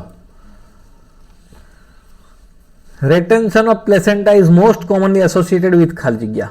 રિટેન્શન ઓફ પ્લેસેન્ટા એટલે કે મિત્રો પ્લેસેન્ટા જે છે જે મેલી છે, મેલી ન પડવાની પ્રક્રિયા મોસ્ટલી કયા રોગ સાથે સંકળાયેલી છે? કેમ્પાઇલોબેક્ટેરિયોસિસ, બ્રુસેલોસિસ, ટોક્સોપ્લાઝમોસિસ કે લિસ્ટેરિયોસિસ? તો મેલી ન પડવાની જે પ્રક્રિયા છે એ મિત્રો બ્રુસેલોસિસ સાથે સંકળાયેલ છે. વેરી ગુડ, બધાને સરસ આવડે છે, બ્રુસેલોસિસ સાથે સંકળાયેલી છે. ઓકે, આગળ, which of the following mineral deficiency cause grass tetany? Grass tetany નામની જે ડિફિશિયન્સી છે એ શેના લીધે થતી હોય છે? કયા તત્વની ઉણપના લીધે? પોટેશિયમ, ફોસ્ફરસ, મેગ્નેશિયમ કે કેલ્શિયમ? તો જે ડેફિશિયન્સી છે એ મેગ્નેશિયમની ડેફિશિયન્સીના લીધે થતું હોય છે. ફોસ્ફરસની ડેફિશિયન્સીના લીધે તમને ખબર છે પાયકા થતું હોય છે. એલોટ્રોફેજિયા પણ આપણે કહેતા હોઈએ છીએ, એલોટ્રોફેજિયા પણ કહીએ છીએ. આપણે ગયા લેક્ચરની અંદર વાત કરી હતી પાયકા જે છે ફોસ્ફરસ ડેફિશિયન્સી. કેલ્શિયમની ડેફિશિયન્સીને લીધે શું થઈ શકે? રિકેટ્સ થઈ શકે, બરાબર ને? મિલ્ક ફીવર થઈ શકે, નબળા હાડકા ટૂંકમાં. કેલ્શિયમ મેઇનલી ક્યાં હોય? બોનની અંદર હોય. તો હાડકાને રિલેટેડ જેટલા બી રોગ દેખાય આપણને જોવા મળે, ઓસ્ટિયોમલેશિયા, ઓસ્ટિયોપેરોસિસ, નાઇટ બ્લાઇન્ડનેસ ન થાય મિત્ર. નાઇટ બ્લાઇન્ડનેસ વિટામિન એની ડેફિશિયન્સી લીધે થાય. આપણે ડેફિશિયન્સી વાળો જે લેક્ચર છે, ડેફિશિયન્સી કઈના લીધે શું થાય, મિનરલ અને વિટામિન ડેફિશિયન્સી, એ માટેનો લેક્ચર પોઈન્ટ ટુ બી રિમેમ્બર સિરીઝની અંદર એડ કરેલો છે, ડેફિશિયન્સી ડિઝીઝીસનો અને ડેફિશિયન્સી મિનરલ્સનો, બરાબર છે? એ તમામ વસ્તુઓ તમે ત્યાંથી શીખી શકો છો. ઓકે, તો કેલ્શિયમ જે છે એના લીધે બોનને રિલેટેડ જેટલું બી ઓસ્ટિયોને રિલેટેડ જોવા મળે. ઓસ્ટિયો એટલે બોન, બરાબર ને? ઓસ્ટિયો એટલે બોન. બોનની જે સ્ટડી છે એ માટેનું શાસ્ત્ર છે એને શું કહેવામાં આવે છે? ઓસ્ટિયોલોજી. બરાબર, હાડકા શાસ્ત્ર જે આપણું કંકાલ શાસ્ત્ર, બરાબર છે, ઓસ્ટિયોલોજી કહેવામાં આવે. બરાબર, વિસરલ ઓર્ગન છે એના માટેનું જે શાસ્ત્ર છે સ્પ્લેન્કનોલોજી છે. બરાબર, વિસરલ ઓર્ગન એટલે એવા ઓર્ગન કે જે બોડીની અંદર આવેલા છે, એ બધા સ્પ્લેન્કનોલોજીની અંદર આવે. સેન્સ ઓર્ગન છે એના માટેનું શાસ્ત્રને શું કહેવાય છે ભાઈ? કોને ખબર છે? Sense organ.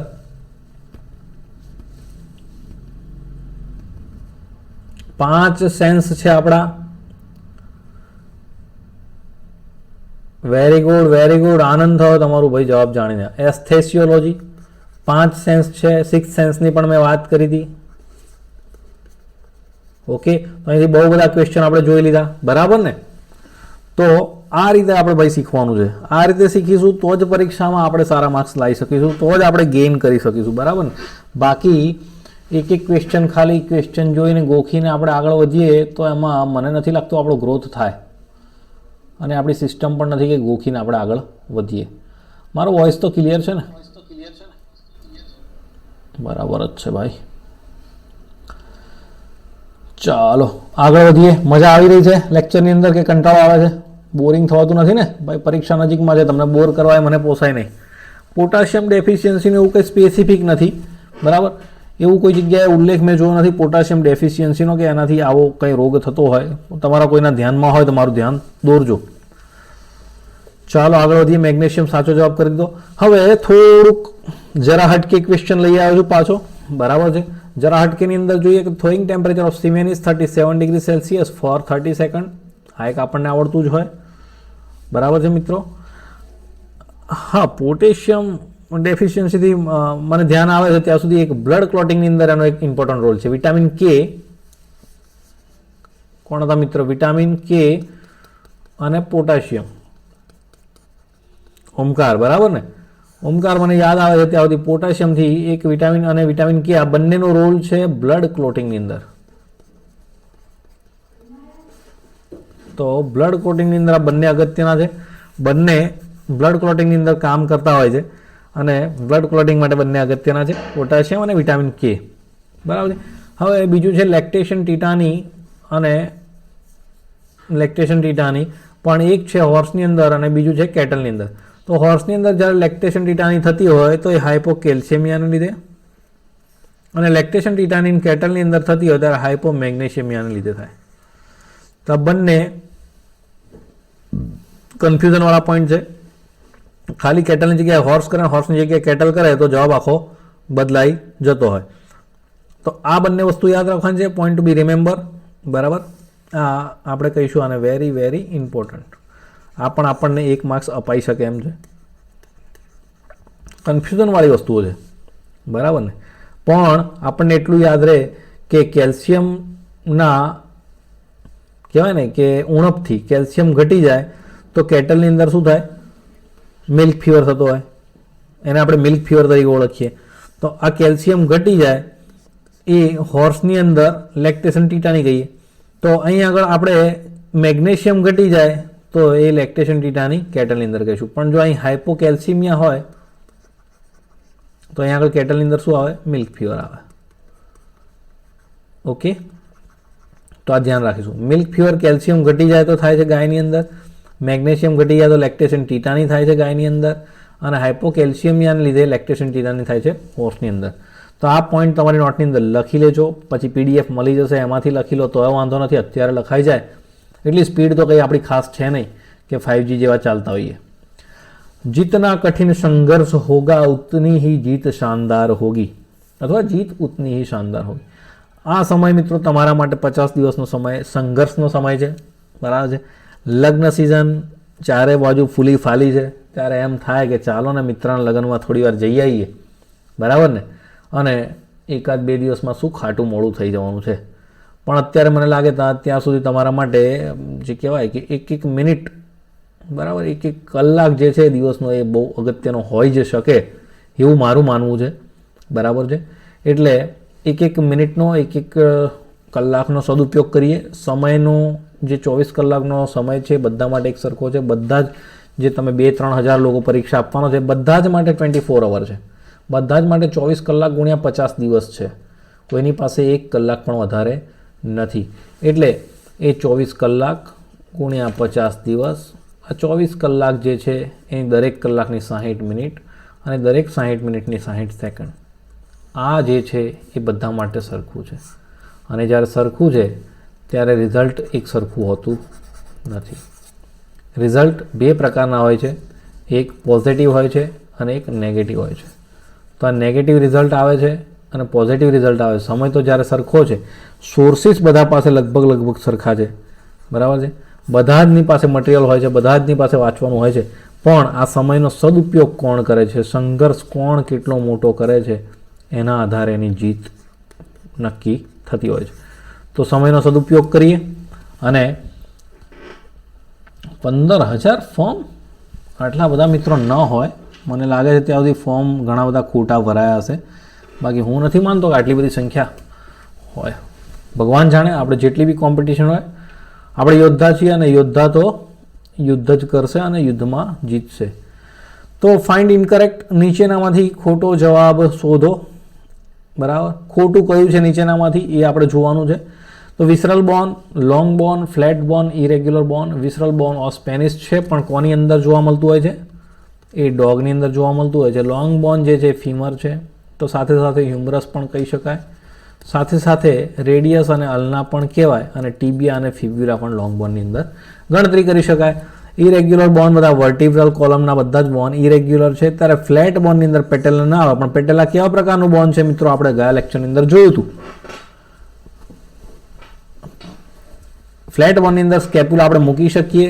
ફ્લેટ બોનની અંદર બે પ્રકારના બોન મૂકી શકીએ, એક તો સ્કેપ્યુલાને મૂકી શકીએ અને એક આપણા ફેસ રિજિયનના, બરાબર, મૂઢાના જે ભાગના ફેસ રિજિયનના જે બોન છે એ પણ મૂકી શકીએ. સીસમ લાઇક બોન, વેરી ગુડ, વેરી ગુડ. સીસામોઇડ બોન કહેવાય પેટેલાને, એ સીસમ લાઇક બોન છે પટેલાએ, બરાબર છે. તો સીસામોઇડ બોન તરીકે પટેલા ઓળખવામાં આવે છે. ઓકે, તો ફ્લેટ બોન તરીકે પટેલા નથી હોતી. ત્યારબાદ 6-9 નંબર ક્વેશ્ચન છે, period from fertile service to calving is known as, ખાલી જગ્યા. ફર્ટાઇલ સર્વિસથી લઈને બચ્ચું જ્યાર સુધી જન્મે છે ત્યાં સુધીનો જે સમયગાળો છે એને શું કહેવામાં આવે છે? એક dry period, gestation period, service period કે એબોર્શન? મિત્રો એબોર્શન તો કહેવાય જ નહીં, બરાબર છે. આ એક્સક્લુઝિવ મેથડ એક છે. આપણે જે એક્સક્લુઝિવ મેથડની વાત આપણે અત્યારે નહીં કરીએ, પછી પેઇડ લેક્ચરની અંદર એની થોડી ચર્ચા કરાવીશું, બરાબર છે. તો આ જે સમયગાળો છે કે આપણે જ્યારે એનું બીજદાન કરીએ, બીજદાન બે પ્રકારે થતું હોય મિત્રો, એક કુદરતી અને બીજું કૃત્રિમ. કૃત્રિમની અંદર કૃત્રિમ ગર્ભધાન જેને આપણે કહીએ, એઆઈ, આર્ટિફિશિયલ ઇન્સેમિનેશન, અને કુદરતીની અંદર નેચરલ સર્વિસ દ્વારા, નેચરલ સર્વિસ દ્વારા.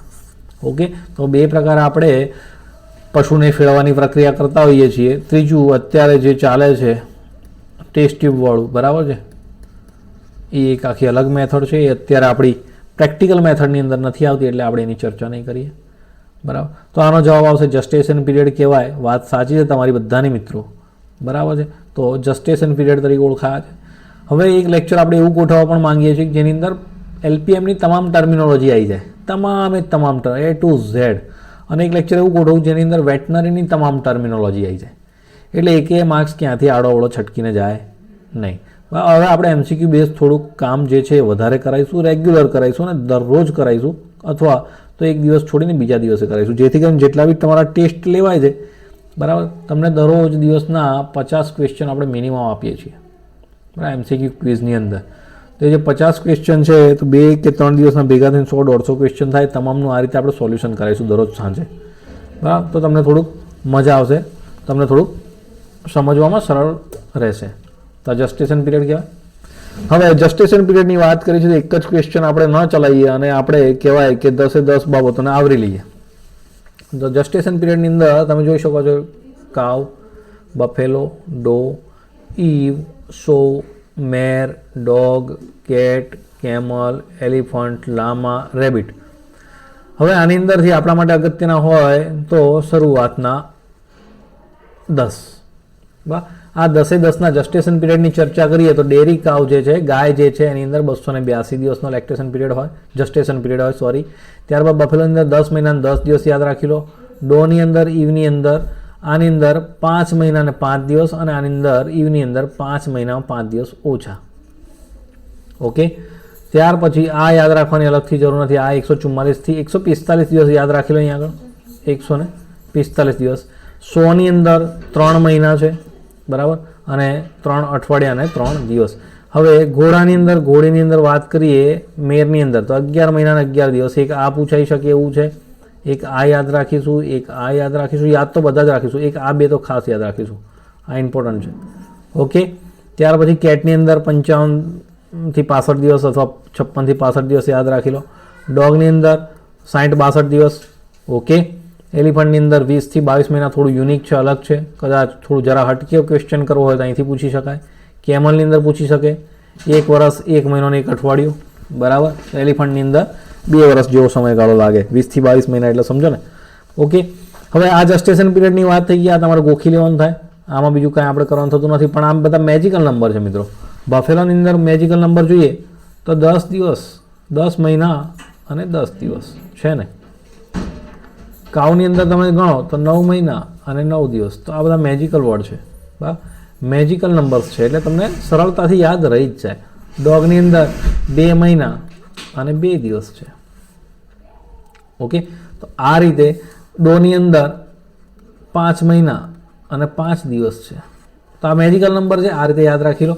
આની અંદર 11 મહિના અને 11 દિવસ છે ઘોડાની અંદર. સિમ્પલેસ્ટ ફોર્મની અંદર આપણે ચર્ચા કરતા હોઈએ છીએ, સમજાવતા હોઈએ છીએ, બરાબર. ત્યાર પછી પ્યુબર્ટીની વાત કરીએ. પ્યુબર્ટી ક્યારે એ પ્યુબર્ટી મેળવે, કેટલા વર્ષની ઉંમરે પ્યુબર્ટી મેળવી લેતું હોય, મેચ્યોરિટી મેળવી લેતું હોય.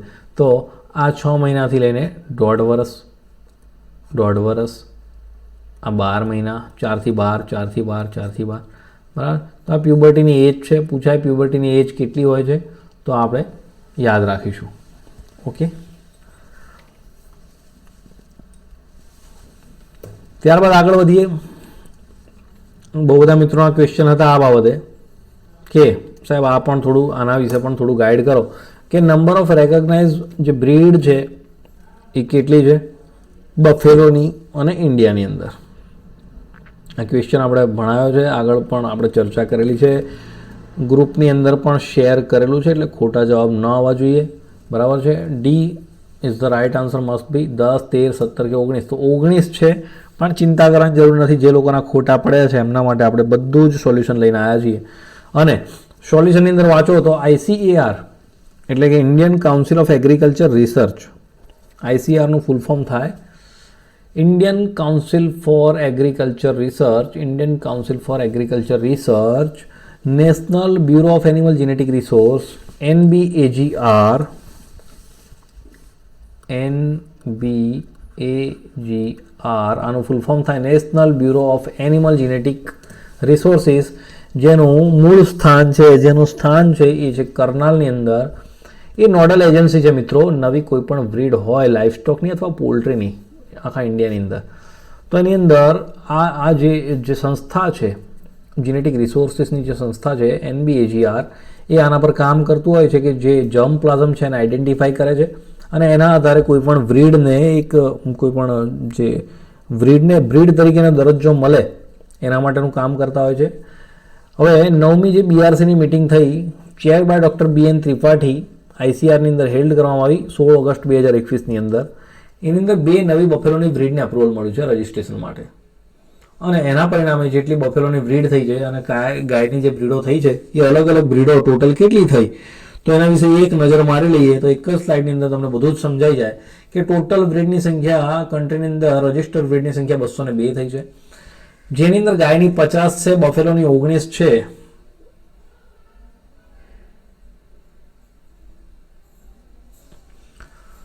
ચોત્રીસ ગોટની છે, 44 શીપની છે, 7 હોર્સ અને પોનીની છે, 9 કેમલ છે, 10 પીક છે, 3 ડોંકી છે, 1 યાક, 19 ચિકન, 2 ડક, 1 ગીઝ અને 3 ડોગની.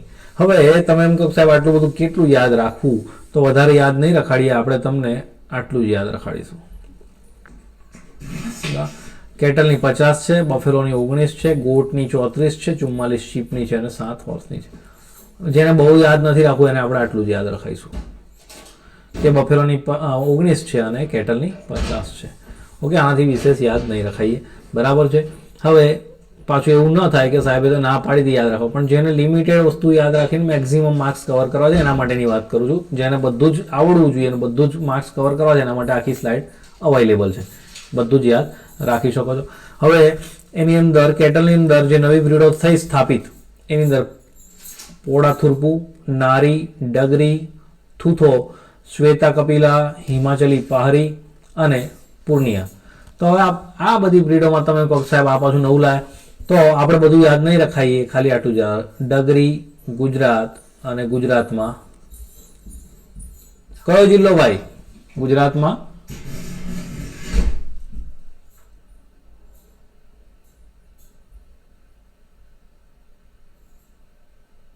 Very good, Dahod.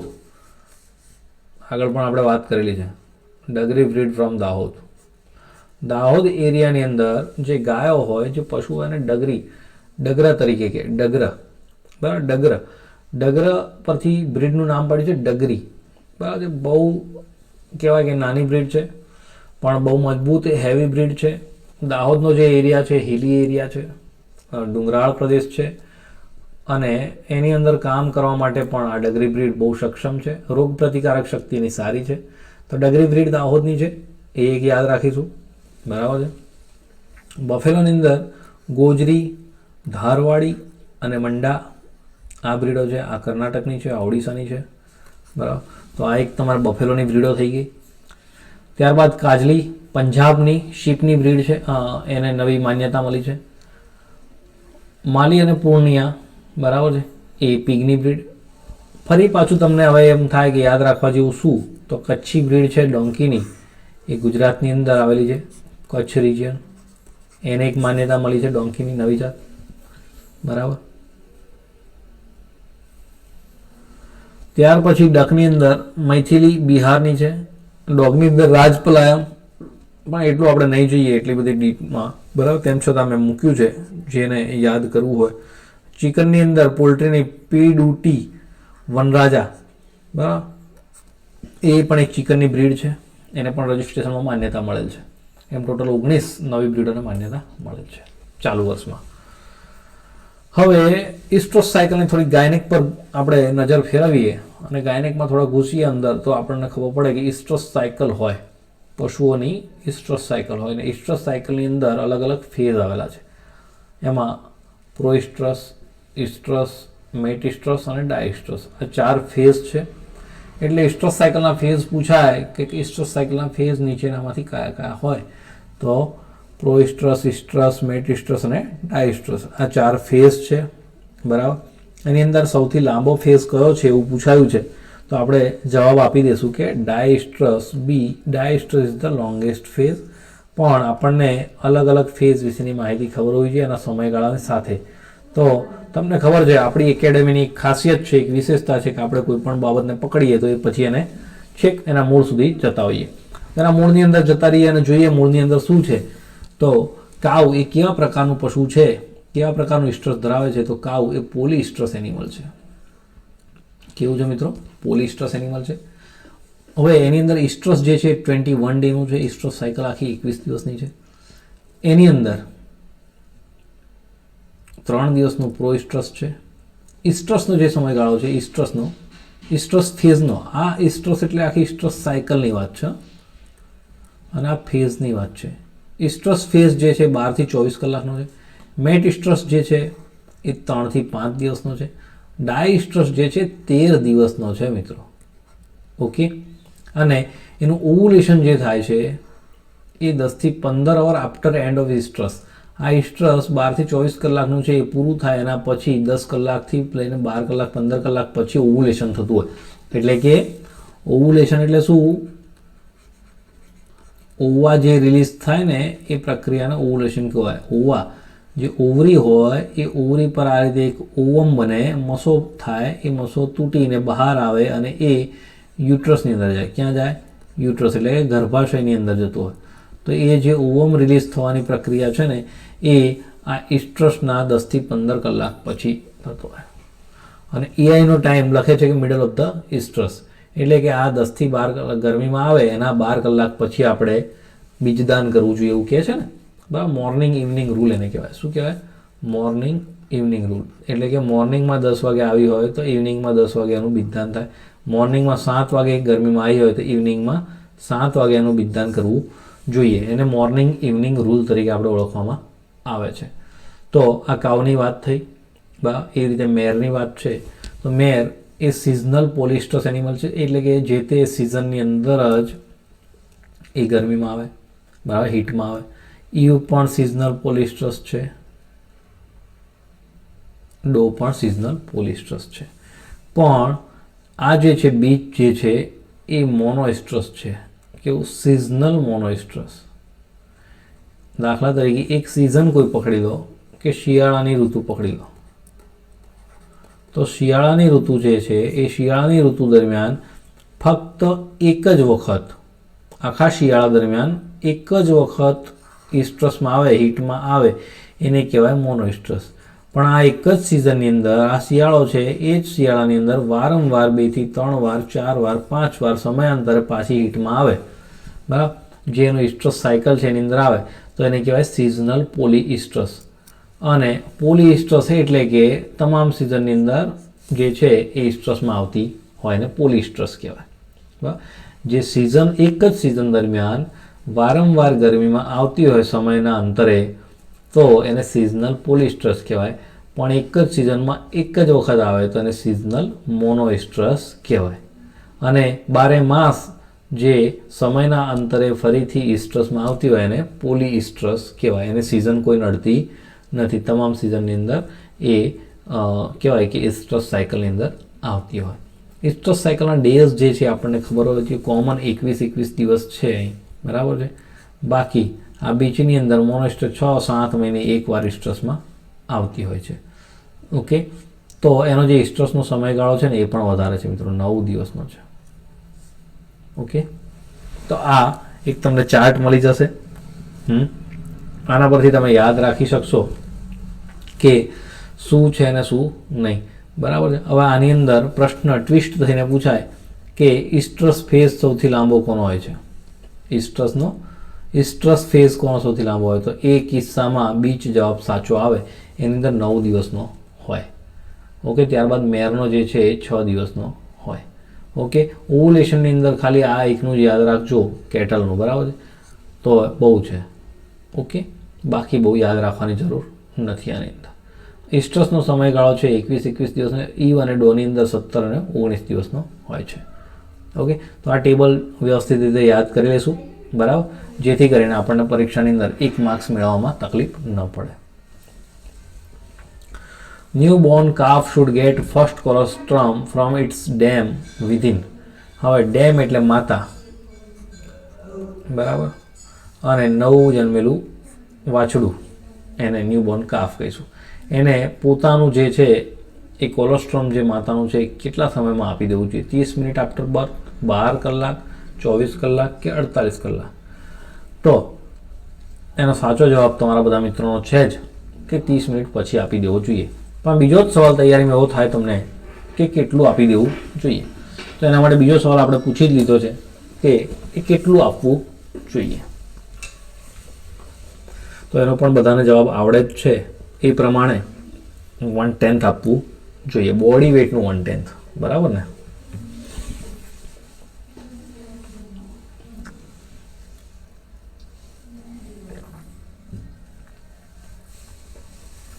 બે કલાકની અંદર, 1 કલાકની અંદર આપો, બરાબર, કે 30 મિનિટની અંદર આપો. પ્રશ્ન શું પૂછ્યો છે અને એનો મેક્સિમમ એપ્રોપ્રિએટ આન્સર એમસીક્યુમાંથી શું હોઈ શકે? એમસીક્યુની મિત્રો આ જ ગેમ છે, આ રમત છે એમસીક્યુની, કે 4 સવાલ હોય, એક સવાલ હોય ને 4 જવાબ હોય, ત્યારે સૌથી નજીકનો આવતો જવાબ કયો એ તમારો સાચો આન્સર કહી શકાય. જ્યારે કન્ફ્યુઝનવાળા પોઈન્ટ હોય, હમણાં મેં હોર્સની અંદર વાત કરી, હોર્સની અંદર પેક પણ કહેવાય ને હડ પણ કહેવાય, પણ પેક આપ્યું તો આપણે પેક ટીક કરવું જરૂરી બને, બરાબર? પેક ન આપ્યું તો આપણે હડ ટીક કરીએ અથવા તો સ્ટેબલ ટીક કરીએ, સ્ટડ ટીક કરીએ તો સાચું થાય. પણ શું આપ્યું છે ઓપ્શનની અંદર એના પર તમારું ધ્યાન હોવું જોઈએ.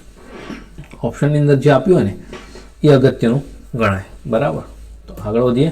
1/10 of the body weight. Docking is removal of ખાલી જગ્યા. ડોકિંગ એ શું છે મિત્રો? શું રિમૂવ કરવાની પ્રોસેસને ડોકિંગ કહેવામાં આવે છે? તો ડોકિંગ જે છે એ ટેલ રિમૂવ કરવાની જે પ્રોસેસ હોય એને કહેવામાં આવે. બધાના જવાબ સરસ સાચા છે, બરાબર, વેરી ગુડ. તો હવે એવું થાય કે હોર્ન રિમૂવ કરીએ એને શું કહેવાય?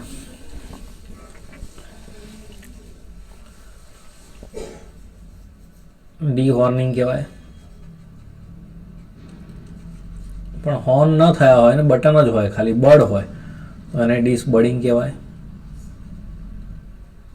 હા, કેટલા દિવસની એજમાં આપણે કરતા હોઈએ ડિસબડિંગ? 10 દિવસ આપણે કરતા હોઈએ છીએ. આપણે આગળ ભણાવ્યું હતું, ડીવર્મિંગ પણ કરતા હોઈએ છીએ, બરાબર. ત્યાર પછી ટેસ્ટિસ જે છે એને રિમૂવ કરવાની પ્રોસેસને શું કહેવાય ભાઈ?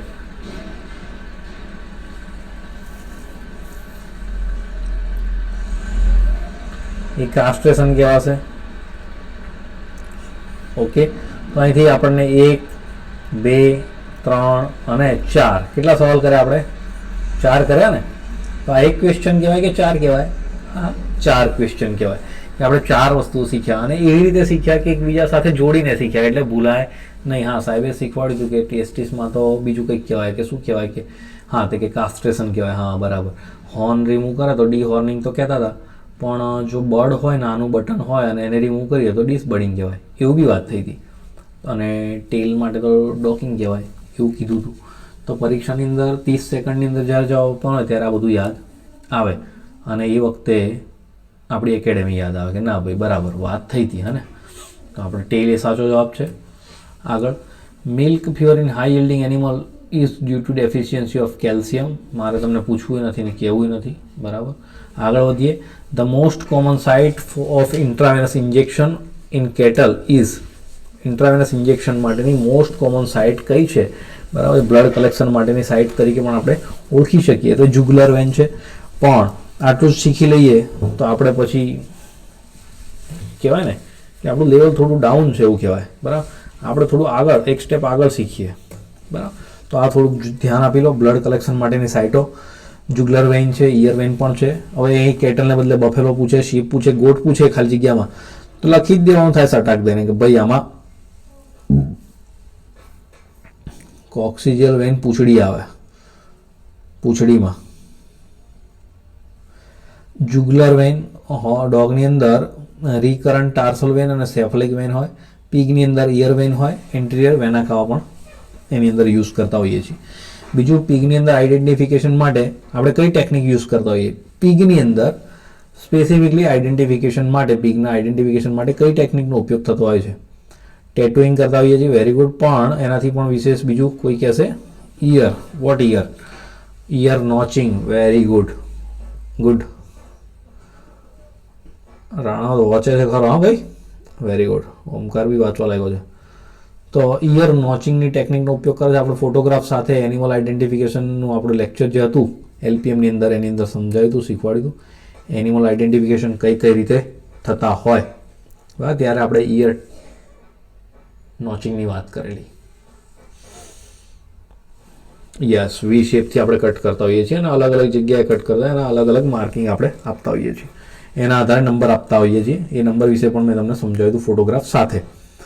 Which test is applied to detect mastitis? Next question is Hansa test, strip cup test, phosphate test કે Ascolis test? તો તમને તો ખબર છે કે Ascolis test શેના માટે થાય છે?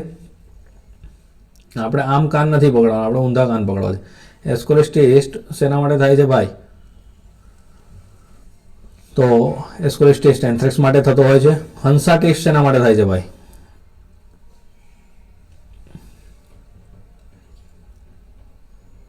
હંસા ટેસ્ટ થાય છે મિત્રો ગાયના દૂધની અંદર જ્યારે ભેંસનું દૂધ મિક્સ કરેલું હોય તો એ ચેક કરવા માટે હંસા ટેસ્ટ થતો હોય. ભેંસમાં ગાયનું નહીં, ગાયમાં ભેંસનું. હા, પાછી ભૂલ ના પડે, જોજો. દૂધ માટે જ થાય છે ભાઈ, વાત સાચી છે. પણ મેં કીધું તેમ કે ગાયના દૂધમાં ભેંસનું દૂધ મિક્સ કરેલું હોય તો એ તપાસવા માટે, એની ચકાસણી કરવા માટે, એની ખરાઈ કરવા માટે આપણે હંસા ટેસ્ટ કરતા હોઈએ છીએ. Strip cup test is the right answer for this question. Okay, આપણે ટેસ્ટ જે છે દૂધના તમામ ટેસ્ટ, ગ્લુકોઝ માટેના ટેસ્ટ, બેનેડિક ટેસ્ટ, એ તમામ ટેસ્ટ આપણે ટેસ્ટવાળું જે લેક્ચર હતું ને એ પોઈન્ટ ટુ બી રિમેમ્બરમાં જઈને ફટાફટ જોઈ લેજો, બરાબર. આ પત્યા પછી એટલે એ પણ યાદ આવી જાય તમને. સ્કિન રિમૂવ કરવાની જે પ્રક્રિયા છે, સ્લોટર કરવું એટલે કે એની હ્યુમન સ્લોટર કરવું એટલે કે એને જે કહેવાય ને કે આપણે પશુને મારીએ, બરાબર, સ્લોટર કરીએ, એ જે પ્રક્રિયા છે એ દરમિયાન જે આપણે એની સ્કિન રિમૂવ કરતા હોઈએ એને શું કહેવામાં આવે? તો એક ફ્લાઇંગ લખ્યું છે, એ રાઈટ આન્સર છે. ડી હેરિંગનો મતલબ થાય હેર દૂર કરવાની, બરાબર. સ્કીમિંગ અને ડીમાસ્કિંગની આપણે ચર્ચા કરવાની થતી નથી. તો ડી હેરિંગ એટલે હેર રિમૂવ કરવા, ફ્લાઇંગ એટલે સ્કિન રિમૂવ કરવી. Remove of skin is known as flaying. તો રાઈટ આન્સર ફ્લાઇંગ.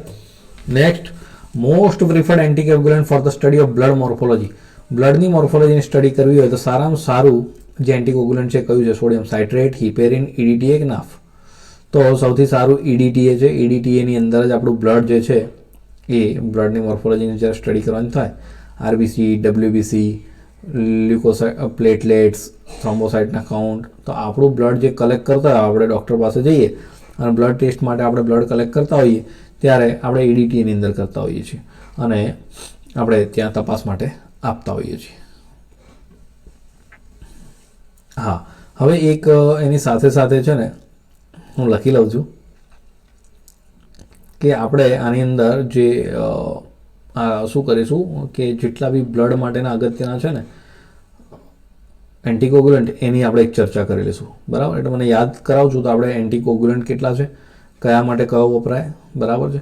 અને કોઈ સેમ્પલ કલેક્ટ કરવું હોય અલગ અલગ, યુરિન સેમ્પલ છે, ફિકલ સેમ્પલ છે, તો શેની અંદર કલેક્ટ કરી શકાય એના માટેનો પણ આપણે એક અલાયદો લેક્ચર લઈ લઈએ એટલે એમાંથી પણ કોઈ ક્વેશ્ચન આવે તો સોલ્યુશન ઝડપથી થઈ જાય. એન્ટ્રી વેના કાળા સીધું હૃદય સાથે જોડાયેલું છે ભાઈ.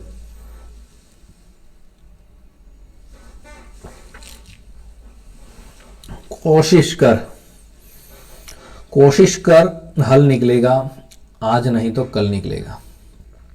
अर्जुन के तीर सा सद मरुस्थल से भी जल निकलेगा. मेहनत कर पौधों को पानी दे, बंजर जमीन से भी फल निकलेगा. ताकत जुटा हिम्मत को आग दे, फौलाद का भी बल निकलेगा. जिंदा रख दिल में उम्मीदों को, गरल के समंदर से भी गंगा जल निकलेगा. कोशिशें जारी रख कुछ कर गुजरने की, जो है आज थमा थमा सा चल चल निकलेगा. તો મિત્રો કોશિશ કરીશું તો જ જે પ્રોબ્લેમ છે એનું સોલ્યુશન નીકળશે. જે નથી આવડતું એને શીખવા માટેના પ્રયત્નો કરીશું તો જ આપણને આવડશે, બરાબર છે. તાકાત જુટાવવાની છે, હિંમત રાખવાની છે, બરાબર. અને મેં તમને આગળ કીધું એમ કે છેલ્લા સમય સુધી, આપણી છેલ્લી મિનિટ સુધી પણ આપણે કન્ટિન્યુઅસ મહેનત કરતી રહેવાની છે. તો કોશિશ કરને વાલો કી કભી હાર નહીં હોતી, જે હરિવંશરાય બચ્ચનની કવિતાની સરસ પંક્તિઓ છે. कोशिश करने वालों की कभी हार नहीं होती. Ranikhet disease in poultry is cause by ખાલી જગ્યા રાનીખેત જે ડિઝીઝ છે પોલ્ટ્રીમાં reo virus, rhabdovirus, adenovirus, paramyxo virus કોનાથી થતો હોય છે? બધા હોશિયાર મિત્રો. ઓકે, પેરામિક્ઝો વાયરસથી થતો રોગ છે આ, બરાબર. તો એ આપણો ડિઝીઝ. કેટલાક ઇમ્પોર્ટન્ટ ડિઝીઝ છે પણ એમાં આવું પૂછાય, કદાચ એટલા ડીપમાં તમને ન પૂછે, અને ખાલી વાયરલ કયા છે, બેક્ટેરિયલ કયા છે, ફંગલ કેટલા છે, એક્ટોપેરાસાઇટિક કયા, એન્ડોપેરાસાઇટિક કયા, ન્યુટ્રિશનલ કેટલા. આ ન્યુટ્રિશનલ આપણે ડેફિશિયન્સીવાળી વાત કરીએ એમ આપણી જે સિરીઝ છે પોઈન્ટ ટુ બી રિમેમ્બર એની અંદર નાખેલું છે મિત્રો, જોઈ લેજો. તો વાયરલની અંદર રાનીખેત છે, ફાઉલ પોક્સ છે, મરેક્સ છે, ઇન્ફેક્શિયસ બ્રોન્કાઇટિસ છે, એવિયન ઇન્ફ્લુએન્ઝા પણ છે. અહીં લખી દઈએ, એવિયન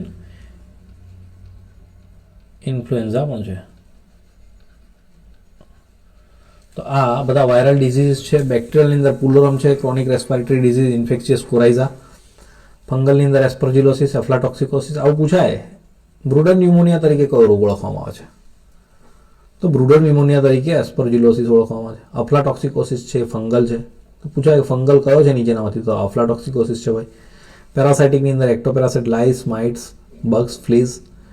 નિમાટોડ અને સ્પાયરોકિટ્સ એ એન્ડોપેરાસાઇટિક છે. ન્યુટ્રિશનલ રોગ, પોલિન્યુરાઇટિસ, કર્ટો, પેરાલિસિસ, ડર્મેટાઇટિસ આપણે ડિટેલમાં જોઈ લીધા છે એટલે એની બહુ ચર્ચા નહીં કરીએ અત્યારે અહીંયા. તો આ ન્યુટ્રિશનલ થાય. Trichomonas fetus is a protozoa of Khalchia pig, cow, horse or dog.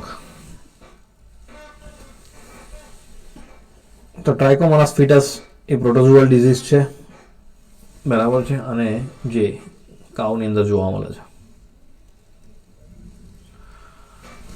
Nerve block to perform amputation of horn in case of caprine. Caprine એટલે ભાઈ કેપ્રાઇનની અંદર બરાબર છે પણ મિત્રો આપણે થોડાક ઓપ્શનને ફરી એક વખત વાંચી લઈએ અને ફરી થોડુંક જૂની વાતો યાદ કરીએ અને પછી જવાબ આપીએ તો મજા આવશે. મેં આગળ થોડુંક ભણાવ્યું હતું તમને કંઈ યાદ હોય તો. એક વખત ફોટોગ્રાફ સાથે મેં તમને સમજાવ્યું હતું આગળની મેરાથોનની અંદર. યસ, હવે થોડું લાઈન પર આવી ગાડી, હવે થોડી ગાડી લાઈન પર આવી. આ અગત્યનું છે ભાઈ. ક્વેશ્ચનને થોડોક ટ્વિસ્ટ કરી દેવામાં આવે ને ત્યાં તમે બધા ગૂંચાઈ જાઓ છો. આવું ગૂંચાવાનું નહીં. ક્વેશ્ચન વાંચો, એના પછી એના 4 ઓપ્શન વાંચવાના થાય, એટલે ક્વેશ્ચન વાંચતા 5 સેકન્ડ થાય, એના ઓપ્શન બીજા વાંચતા 5 સેકન્ડ થાય, 10 સેકન્ડ થાય. 10 સેકન્ડમાં પછી બીજી 5 સેકન્ડની અંદર તમે એનો જવાબ નક્કી કરતા હો એટલે 15 સેકન્ડ થાય, અને એ નક્કી કર્યા પછી એના પર ફરીથી એક વખત વિચાર વિમર્શ કરવાનો થાય, એના માટે બીજી 5 સેકન્ડ લાગે. એમ કરીને 20 સેકન્ડની અંદર તમે આખો એક સવાલનો જવાબ જોઈ લેતા હો, અને 20 સેકન્ડ થઈ જાય એના પછી આપણે બીજી 5 સેકન્ડની અંદર એને ટીક કરતા હોઈએ, બરાબર. તો ઉતાવળ નહીં કરવાની, પ્રશ્નને વાંચો. Nerve block to perform amputation of horn in caprine. તે ભાઈ કેપ્રાઇનની અંદર હોર્ન કાઢવા માટે કયું નર્વ બ્લોક કરવામાં આવે? તો જવાબ વાંચો. સુપ્રાટ્રોક્લિયર, કોર્નોલ. હા, કોર્નોલ આવડી ગયું. તો કોર્નોલ ટીક કરવા નથી જવાનું ભાઈ, નીચે વાંચ. ઓપ્ટિક કે એ એન્ડ બી. તો પરીક્ષામાં આ જ અગત્યનું છે, એ અને બી, બરાબર. સુપ્રાટ્રોક્લિયર અને કોર્નોલ. ખાલી હમણાં કેટલ પૂછ્યું હોત તો કોર્નોલ કરતા તો ચાલતું. ઓકે, સમજાઈ ગયું.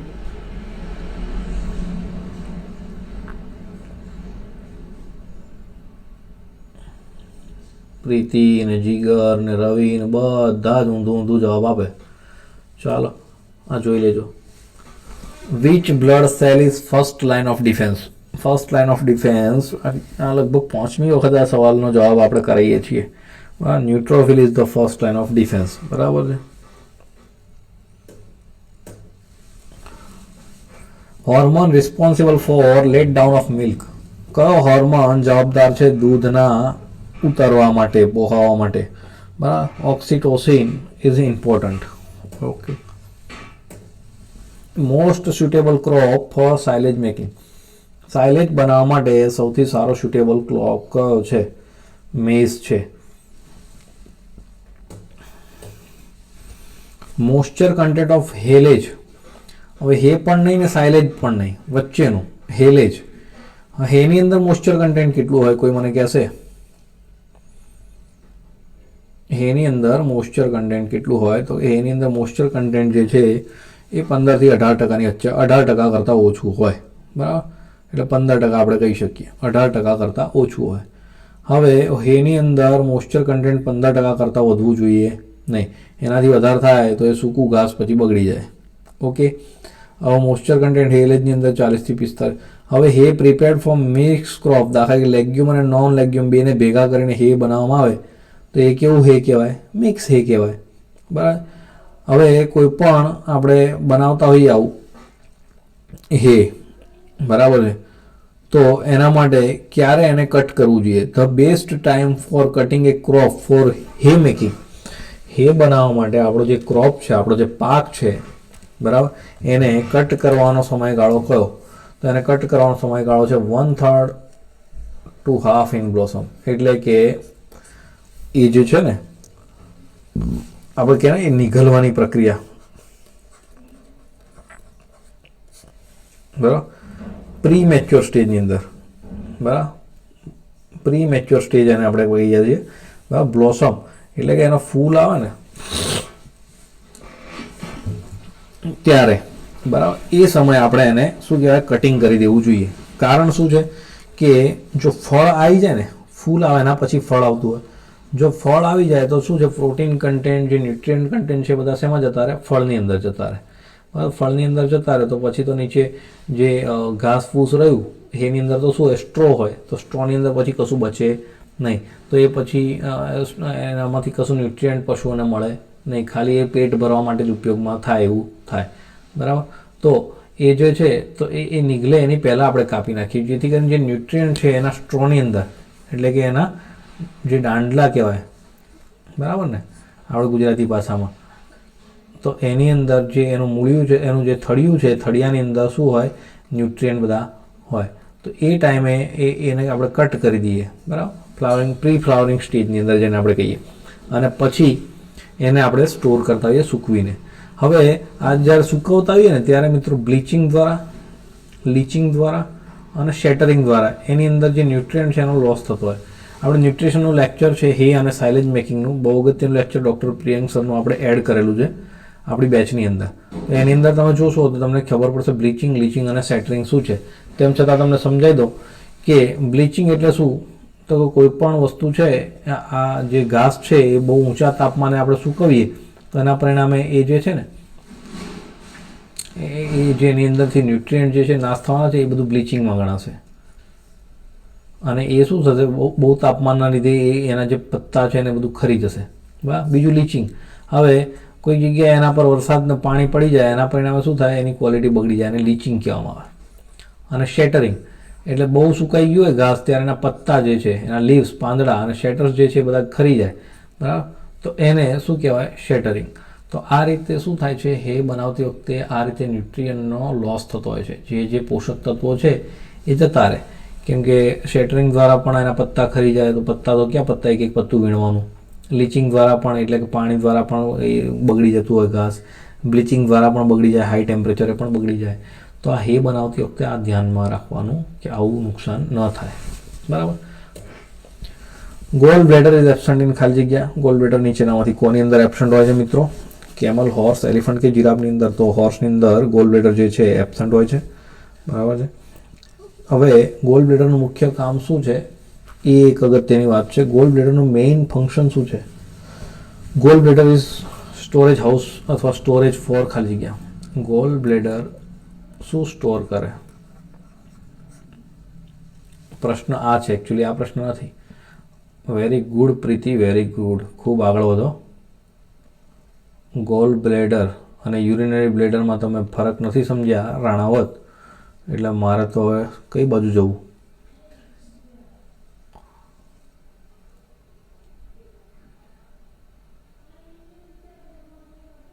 રાણાવત, યુરિનરી બ્લેડર એટલે શું ભાઈ? પ્રીતિ બોલજો બેન જરાક. ઊંઘી ગયા છો, મને લાગે થાકી ગયા છો. આપણે લેક્ચર એટલે પૂરું કરીએ છીએ, બરાબર. આગળ હવે ભણવાનું કાંઈ થતું નથી.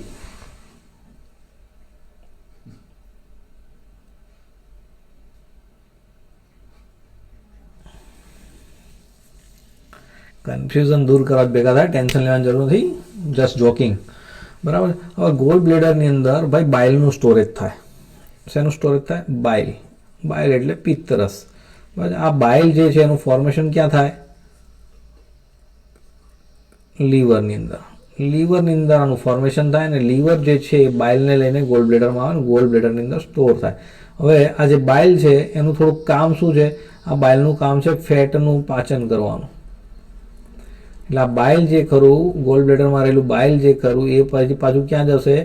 આપણા ઇન્ટેસ્ટાઇનમાં, આપણા સ્ટમકની અંદર, આપણા મતલબ કે જીઆઈ ટ્રેકની અંદર, ગેસ્ટ્રો ઇન્ટેસ્ટાઇનલ ટ્રેકની અંદર આપણા, બરાબર, અન્ન નળીવાળા જે આખો ટૂંકમાં અન્નનો પાચન માર્ગ છે, પાચન માર્ગની અંદર બાઇલનું સિક્રિશન થશે અને એ સિક્રિશન થશે અને ફેટ જે છે એ ફેટનું પાચન કરવા માટે આ બાઇલ ઉપયોગી થશે.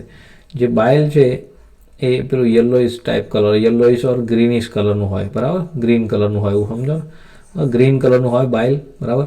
ગુજરાતીમાં આપણે એને પિત્ત કહીએ, બરાબર, પિત્ત થઈ ગયું કહે છે ને, તો એ પિત્તરસ. અને આ ગોલ બ્લેડરને આપણે પિત્તાશય કહીએ છીએ. શું કહીએ છીએ? પિત્તાશય. ઓકે, આટલું ક્લિયર. અને આ બાઇલ ગોલ બ્લેડરનું કામ ખાલી સ્ટોરેજનું જ છે. ગોલ બ્લેડર સ્ટોર જ કરે છે, ઉત્પન્ન કે કશું કરતું નથી, બરાબર છે. લીવરમાંથી લાવીને સ્ટોર કરે, હોર્સની અંદર નથી હોતું, એટલું આપણે યાદ રાખવાનું. હવે કેવીકેનું ફૂલ ફોર્મ શું થાય? તો કોલકાતા વિજ્ઞાન કેન્દ્ર થાય, બરાબર. કૃષિ વિજ્ઞાન કેન્દ્ર ન થાય, કોલકાતા વિજ્ઞાન કેન્દ્ર થાય, બરાબર ને? ન થાય એવું છે. ઓકે, તો કૃષિ વિજ્ઞાન કેન્દ્ર is the full form of કેવીકે. અને એવું પૂછાય પીવીકેનું ફૂલ ફોર્મ શું થાય? શું કહેશો?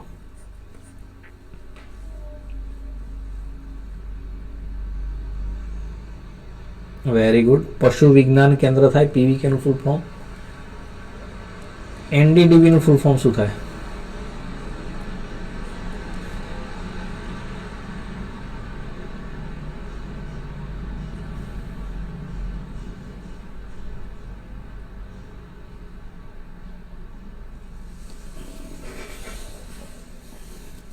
એવું પૂછાય કે એનડીડીબીનું હેડક્વાર્ટર ક્યાં આવ્યું છે, તો શું થાય?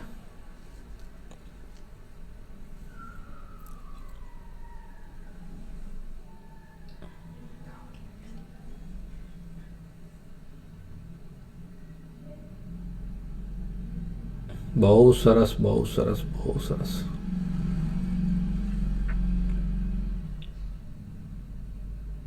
ગીરમાં કયા સિંહ જોવા મળે છે?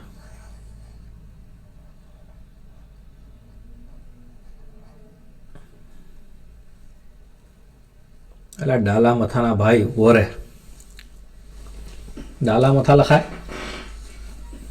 આ ગજબ છો હા યાર. એશિયાટિક લાયન છે. કયા છે? એશિયાટિક.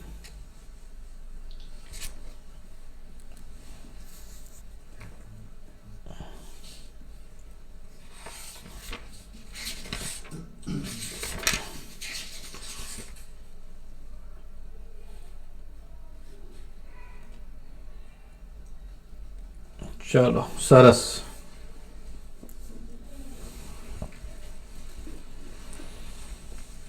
ફ્રેશ અપ થવું છે ને.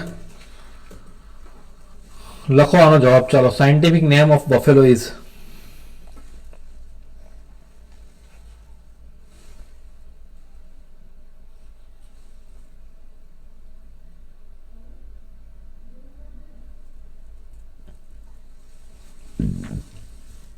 લખો લખો લખો બધા.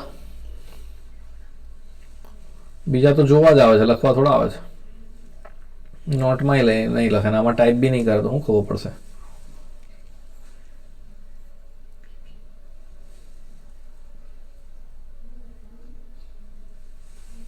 ચાલો જોઈ લો, નોટમાં લખી દો ફટાફટ. ઇન્ડિયન કેટલ, એના માટે બોસ ઇન્ડિકસ કહીએ છીએ, જે ખૂંદવાળી ગાય છે, બરાબર ને? જીએસઆરટી આપણે વાત કરી હતી ને એ બધી. એક્ઝોટિક કેટલ માટે બોસ ટોરસ.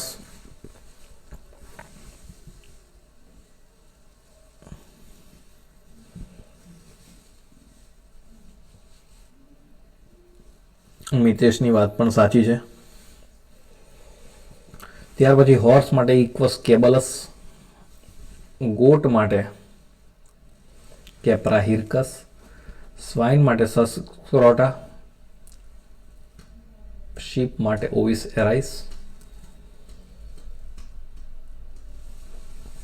આટલા થઈ ગયા. આગળ જઈએ. રેબિટ માટે ઓરિક્ટોલેગસ કોનિકુલસ. ચિકન માટે ગેલસ ડોમેસ્ટિકસ. ટર્કી માટે મેલિયાગ્રીડિસ ગેલિપુઆ.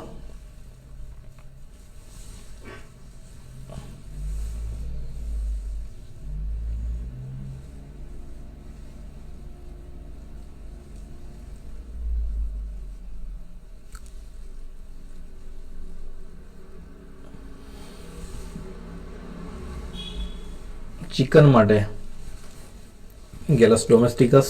ટર્કી માટે મેલિયાગ્રીડિસ ગેલિપુઆ. ડોંકી માટે ઇક્વસ એસિનસ. ડોગ માટે કેનિસ ફેમિલિયારિસ. ત્યાર પછી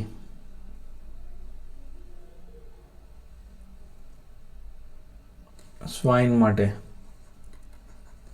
પીગ માટે સસ ડોમેસ્ટિકસ. બરાબર, આટલા યાદ રાખીશું તો બહુ છે આપણા માટે, સફિશિયન્ટ છે. બરાબર ને?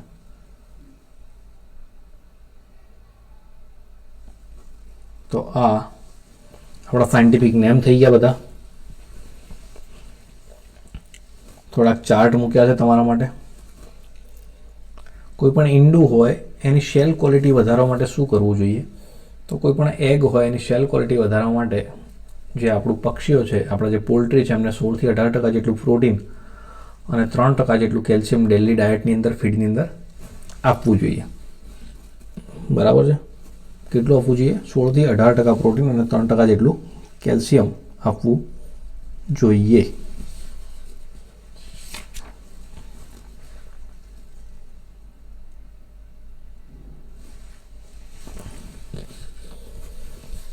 ગોટ માટેના ટ્રી ફોડર સ્યુટેબલ કયા કયા હોઈ શકે?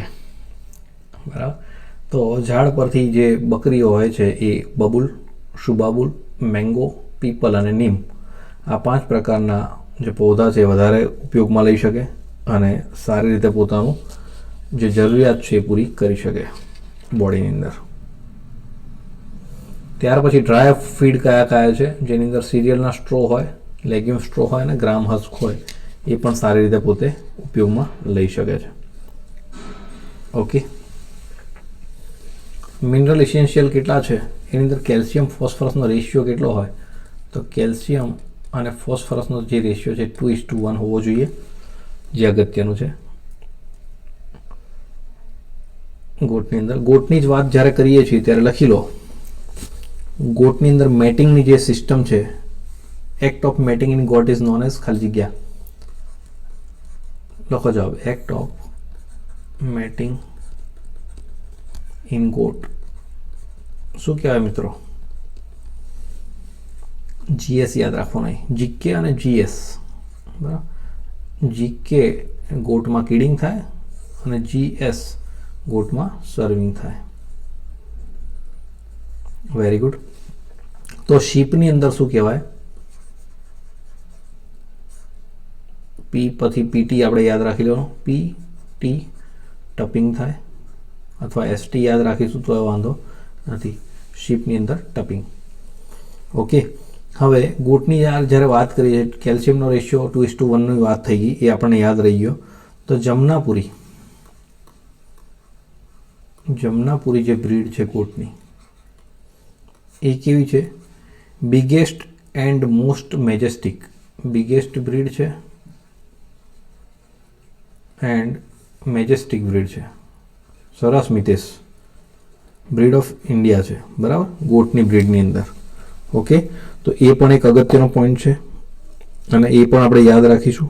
બરાબર.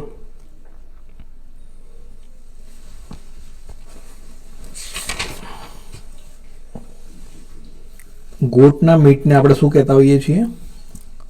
ગોટના મીટને આપણે મટન તરીકે ઓળખીએ છીએ. લખી લો નોટની અંદર. સોરી, ચીવન તરીકે ઓળખીએ છીએ અને શીપનું આપણે મટન તરીકે ઓળખીએ છીએ. અંગોરા જે બ્રીડ છે એનું મીટ છે એ બીજી બધી અલગ અલગ જાતોના મીટ કરતાં ટેસ્ટીયર હોય છે. અંગોરા લખી લો, અંગોરા. અંગોરા બ્રીડનું જે મીટ છે એ ટેસ્ટીયર છે બીજી બધી બ્રીડ કરતાં. ગોટની જે બ્રીડો છે બહુ બધી છે મિત્રો. જમનાપુરી, બારબરી, બીટલ, સુરતી, મારવાડી, મહેસાણી, ઝાકરણા, કચ્છી, સિરોહી, ઝાલાવાડી, ઉસ્માનબાદી, માલબરી, સંગે મરમરી, બેંગાલ, ગંજમ, ચત્તાંગી, ગડ્ડી, ચીગુ. આ બધી બ્રીડ વિશે પણ આપણે એક દિવસ જોઈ લેશું, બરાબર છે, એનો પણ ઇશ્યુ નથી.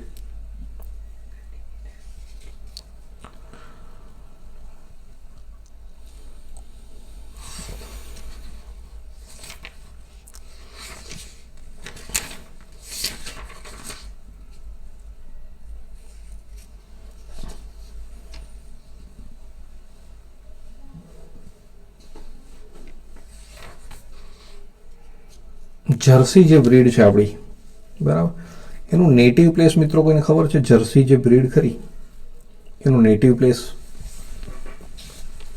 જર્સી જે ગાય છે એ મૂળ ક્યાંની? જર્સી જે છે ઇંગ્લેન્ડની છે, બરાબર, વેરી ગુડ. અને એચએફનું કોઈને ખબર છે? એચએફ, હોસ્ટેન ફ્રીજિયન, જેને આપણે કહીએ હોલ્સ્ટેઇન ફ્રીજિયન, એનું નેટિવ કયું છે? એ મૂળ હોલેન્ડની છે, વેરી ગુડ. અને આપણે હમણાં થોડીક વાર પહેલા ગોરેન્સીની વાત કરેલી. ગોરેન્સી ક્યાંની છે? ગોરેન્સી બ્રીડ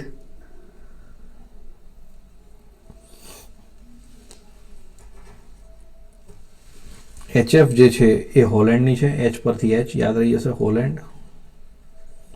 હવે ગોરેન્સી જે છે, રવિ ક્યાં કેરળામાં ઘૂસી ગયા. ગોરેન્સી જે છે ફ્રાન્સની છે ભાઈ, ફ્રાન્સની બ્રીડ છે. આપણા એરિયામાં એટલી જોવા નથી મળતી, બરાબર. તો એક ગોરેન્સીને પણ યાદ રાખીશું કે જે ફ્રાન્સની બ્રીડ છે. હવે most beautiful exotic cattle breed, most, હમણાં જેમ જમનાપુરીની વાત કરી ને એ પ્રમાણે મોસ્ટ બ્યુટીફુલ એક્ઝોટિક બ્રીડ કઈ? ખૂબ જ સુંદર હોય એવી એક્ઝોટિક બ્રીડ છે મિતેશ આયરશાયર, વેરી ગુડ. એ બહુ જ સુંદર બ્રીડ છે, બરાબર. હવે બીજો એક અગત્યનો ક્વેશ્ચન, સવાઈ ચાલ.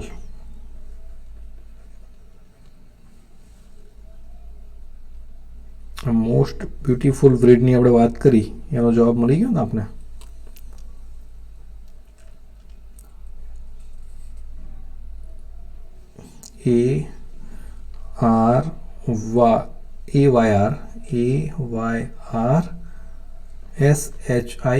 આયરશાયર, ઓકે, આ એનું નામ થશે. સવાઈ ચાલ જે છે કાંકરેજની કેરેક્ટરિસ્ટિક છે, કાંકરેજ બ્રીડની સવાઈ ચાલ એની અંદર જોવા મળે છે.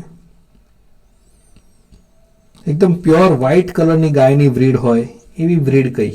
Pure white, pure white breed Ongole છે, અંગોલી અનાસ, વેરી ગુડ સાવન. વ્હાઇટ કલરની જે છે ઓંગોલ છે, ઓકે, વેરી ગુડ.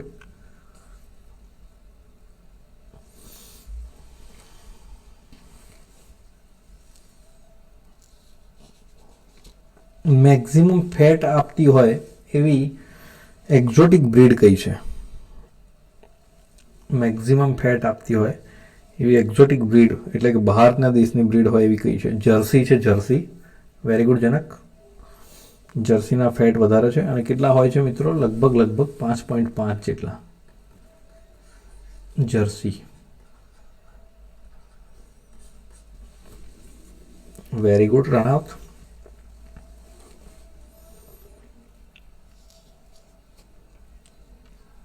અને એચએફનો જવાબ બધાનો મિત્રોનો છે. તો એચએફ જે છે હેવીએસ્ટ બ્રીડ છે, એક્ઝોટિક બ્રીડની અંદર હેવીએસ્ટ બ્રીડ છે. બરાબર.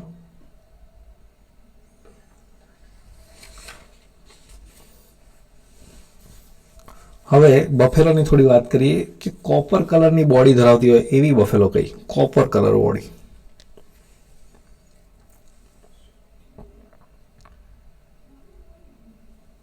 કોપર કલર બોડી જેનું છે એ છે મિત્રો આપણી ભદાવરી. અને હાઈએસ્ટ ફેટ પર્સન્ટેજ હોય બફેલોમાં એવી બફેલો કઈ? હાઈએસ્ટ ફેટ પર્સન્ટેજ હોય એવી બફેલો કઈ? તો જાફરાબાદી છે મિત્રો, કે જેની અંદર હાઈએસ્ટ કહેવાય કે પર્સન્ટેજ છે એના.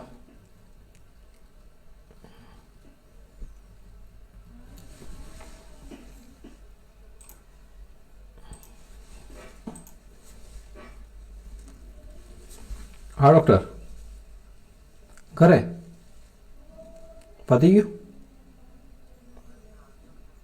કેમ?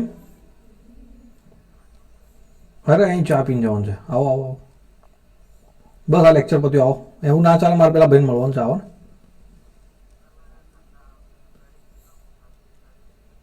હા તો એ તો થાક ઉતાર દો. આવો. હા આવો આવો, થાક ઉતાર દો. એ તો આવો યાર, મગજમારી મત કરો યાર. હા હે, ક્યાં ક્યાં આવું? તમે ક્યાં છો?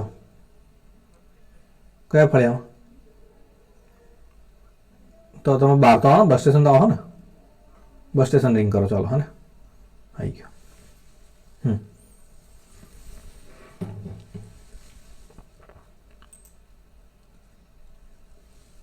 શેની વાત કરી મિત્રો આપણે છેલ્લે? હાઈએસ્ટ ફેટ પર્સન્ટેજ લખી લો મિત્રો. બફેલોની અંદર હાઈએસ્ટ ફેટ પર્સન્ટેજ જાફરાબાદીના છે.